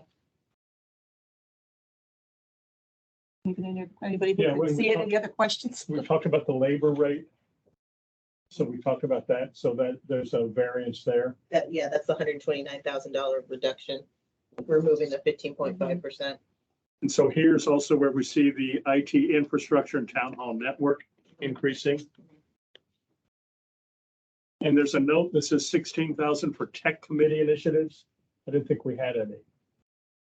You talking about things that Jose wants? That's why he was okay before you knew it. Is that what you're being quiet? I don't think that. I think that's a carryover note from last. Yeah. Okay, from last thank year. you. But I'll get you a line by line on the IT infrastructure. No, I don't need a line by line, but it's just I was get to see making sure that There's no 16,000 fluff in there, I will say, but yes, I Okay. will get you a line by line for that. again. I just want to say, excuse me, I'm sorry. I just want to say as a. Can I talk? Go ahead. Yeah, go ahead. Thanks. Okay. I just want to say that the technology committee and Jose are working together very well. So I don't think it's a Jose or technology committee. I think it's a Jose and technology committee. They're very well aligned on things that need to be done. And then something you noted earlier about Jose finding money, 47,874. It's noted here. It's a reduction. That's right. You should get a bonus. Yeah, he found some last year as so- well. Yeah. So the other thing that I will note is one of the largest CJC expenditures is your insurance, because all insurance costs for all of the associations are go under CJC. There is a contemplated 20% increase for next year. I believe is what the finance committee recommendation was. The broker stated between a 20% and a 45%, I think, I want to say, increase. Let's look at self-insured, because I thought there was some discussions around that. There's discussion about self-insured and also just rebidding it now to see if we could get what today's number would be, because we told them when they asked, sorry if I'm interrupting your story here, but when they were asked, well, what is it gonna be in October, November, whenever it renews? They said, oh, well, we can't tell you that now. And that was like, it's ridiculous. Yeah. So, okay, then let's get a new estimate, Right. altogether, to at least be able to plug something into the budget that is reasonable. And so that's what they're working on. Yeah, and we're either contemplating adjusting the deductible or other kind of self-insured options. Okay. And that conversation was started today with, Okay. with Sile. CJC is also where you see your management contract fee. That's the flat 108 from your GM contract, because the staff serve CJC, CNOA, CROA, and CCS. So I just have 2 last questions on 2 other different tabs. One is in the projection. This is on, both of these have to do with income. part of the budget is the home resales. And for 2023, is at listed at 350, same for 2024. Does that sound appropriate? Because we're basing income based on those numbers. Does that sound current based on, at least at a minimum? I would say this, I mean, it's good to be accurate on this, but this is truly a pass-through item. Whatever you get in on this goes essentially straight to your capital fund. Okay, doesn't affect. Because, so I will say, in this year, it would technically affect because you have allocated $814,000 in one lump item to the capital allocation. So if for some reason you came in under 350 home sales, the transfer to the capital fund would be higher on the homeowner operating, the homeowner dollar. Because we've split it out at the bottom now to just the resales versus what the your operating additional allocation to the capital is. Now, this is truly a pass-through, and if there's a fluctuation in sales, it's either an upside or a downside, but it does not impact your budget. Okay, that's helpful. Then the parallel question on Island Village. It's showing 204 homes for phase one for 2024. Is that correct? That's not 2024. That's currently what is out there. That's current. Okay. So we haven't even put in solid numbers for phase 2A because Mattamy is just starting to tear down trees and build the bridge. They say that's going to take 18 to 24 months to do, and then they'll start pulling plats in 2A. So you won't start Probably for seeing like 2 to revenue from 2A until at least 25. So our budget numbers for 24 do not include 2A. No. Okay, that's helpful. That was okay. Great. They have told us that they don't plan on pulling any additional plats next year. Remember, we had our meeting with Island Village. If they do pull additional plats, you will see additional homeowners dues at the current rate, which will be an upside to your budget and a windfall, and you won't likely see additional expenditures associated with that because they haven't been handing over passive parks or amenities until after a larger portion of the homes are sold. Good. No, all these spec sheets are very helpful. Are we done with joint committee? I had an idea sitting here listening. You were talking about the CCS, the things that we've moved there are kind of revenue neutral. I had an idea for the porch and yard sale. The revenue that we get from that is for the people that pay $10 or $15 to get their addresses on the map saying, I have baby clothes, blah, blah, blah. And from cable. And then the expense is printing the maps. Map signage, the porta potty, so town hall doesn't get destroyed. Here's the thing. I bet you could sell ads to put on those maps, like from Chick-fil-A and places like that. Like, hey, after a hard day of rummage sailing, here, take this coupon, we'll give you 10% off at, like a fast food restaurant, some of the restaurants, whatever, and bring in some revenue and sponsorships that way. That's funneled through rec committee. I know, sorry. Yeah, it's a rec.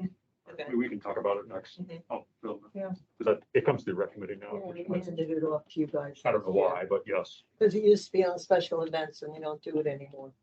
It's a recreation. So I will say that it was recommended for fully funding their grant through Experience Kissimmee. So the Experience Kissimmee board will vote on August 31st to fund a grant for porch and yard sale, for the home expo, for Falltoberfest and Hudson Heights. And Liz went to that yesterday. Yeah. That was great. So That means they'll advertise it also. Yep, they will advertise it. You'll get a lot more eyes on it. And speaking of sponsors, fall event Spooky Soiree. We received a $5,000 in sponsor revenue for this event so far. Which event? Spooky Soirees. Oh, the spooky. The new So we are version of definitely working on Falltoberfest. sponsorship. I mean, the sponsorships have been fantastic and really grown. So great job. Yeah, that's good. That's good. Keep it up. Just thinking out of the box a lot. Well, I mean, Nikki even got in-kind sponsorships from partner programs this year for camp. And we had some campers that were fully funded by us, by sponsorships. And camp netted you $20,000 positive this year. Any other questions, suggestions? So next, that you're gonna run some more numbers. We're not doing anything funky with the the apartment fee, because last year you guys split it. So let me turn to let me speak about the event. You- Okay. Let's get into the real nitty. You wanna, real I just- nitty-gritty. I know we have 15. So apartment rec fees. This is governed by a document that originated in 1996. It has been amended 9 times since then. The most recent amendment that adjusted the calculation was in 2003.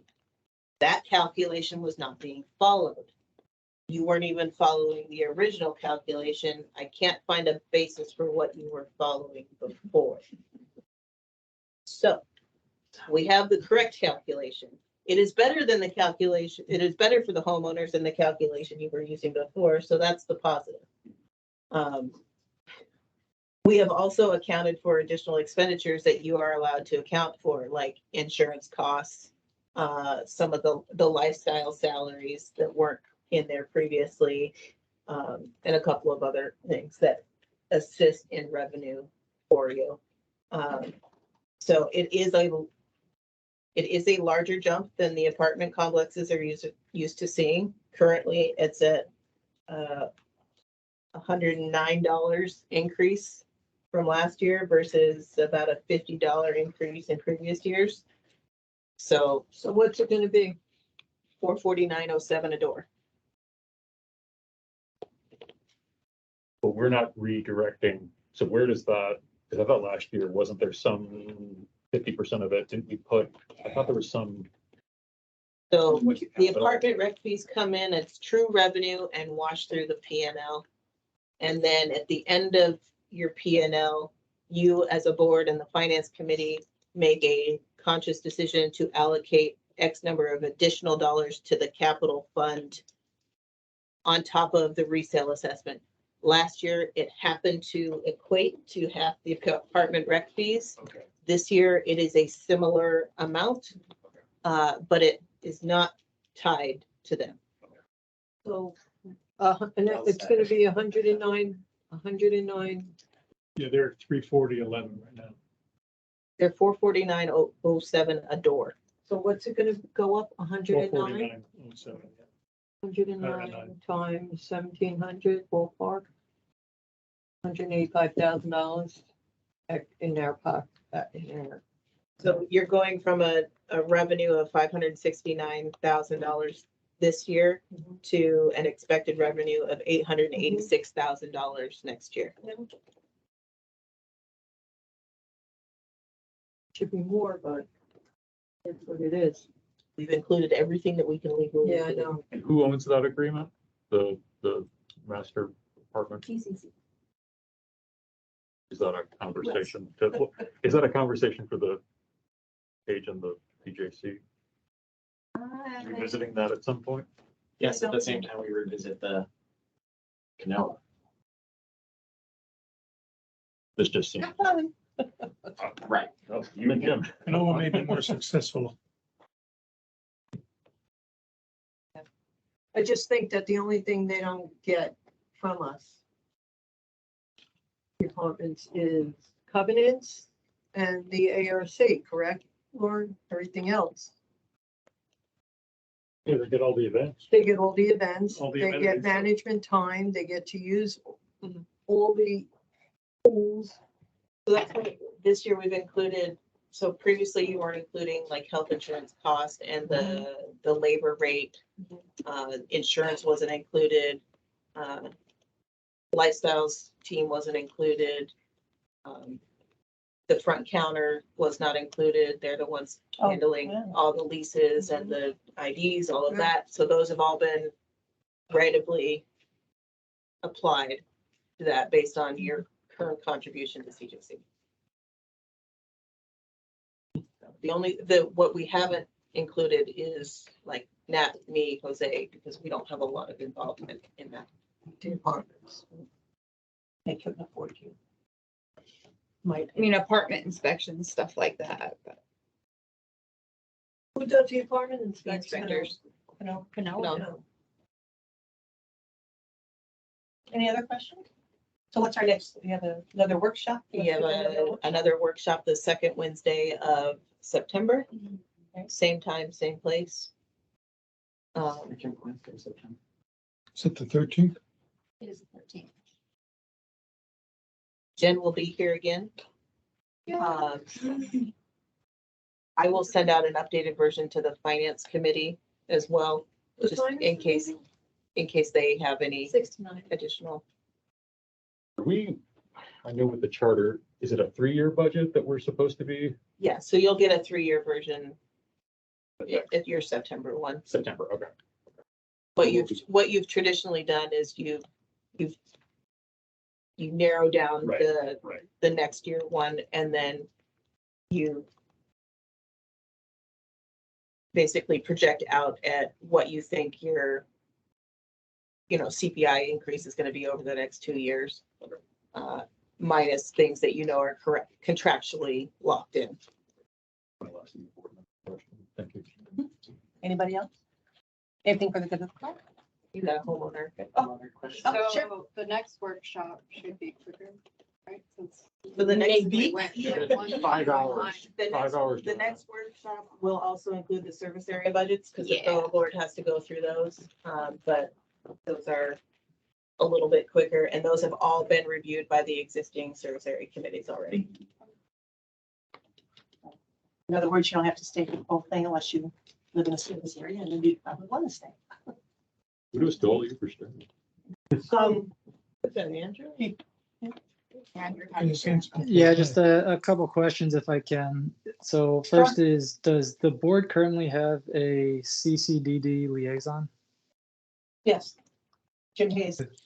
Jim, is that? Okay. And then is it appropriate for this budget to, I guess, allocate funds for either a potential city planner or town architect that could be a joint expense between CROA and the CCDD for the future development of the master plan, community center, redoing some of the pools or other amenities around town for next year into the future?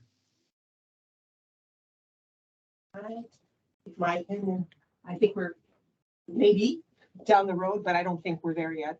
There's so much that needs to be thought through unless somebody else, but I guess at some point we could. That could argue the capital expenditure as well, Yeah. because you're providing Yeah, and there was a workshop yesterday with CDD just to talk about a community center. I joined, it was a pretty good workshop. So I think a lot of that is still kind of coming together. It's just, I think, a pretty fluid situation, just kind of across the whole. Big job.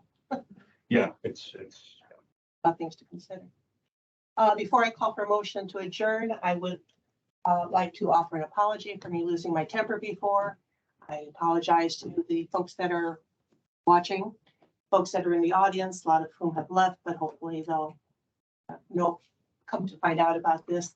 Obviously the staff and obviously my fellow board people. I'm not going to offer any excuse or just please know that I'm sincere and I am truly sorry that I lost my temper. So with that said, we have a motion to adjourn.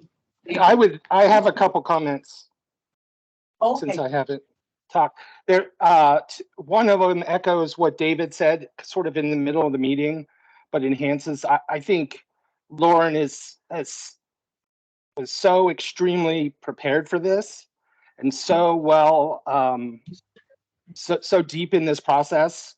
It really made a difference. And then the other part of that is the finance committee. The way that they went through the budget this year, because it was a bottom-up budget, was amazing, and they've spent a lot of time on it, and they deserve our thanks for sure.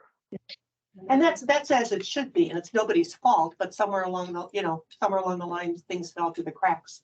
So, there's still a lot of things that need to be fixed, a lot of things we're looking at, and I think it may not be transparent to everybody, but I think we are moving in the right direction, even though it may not seem that way to many people.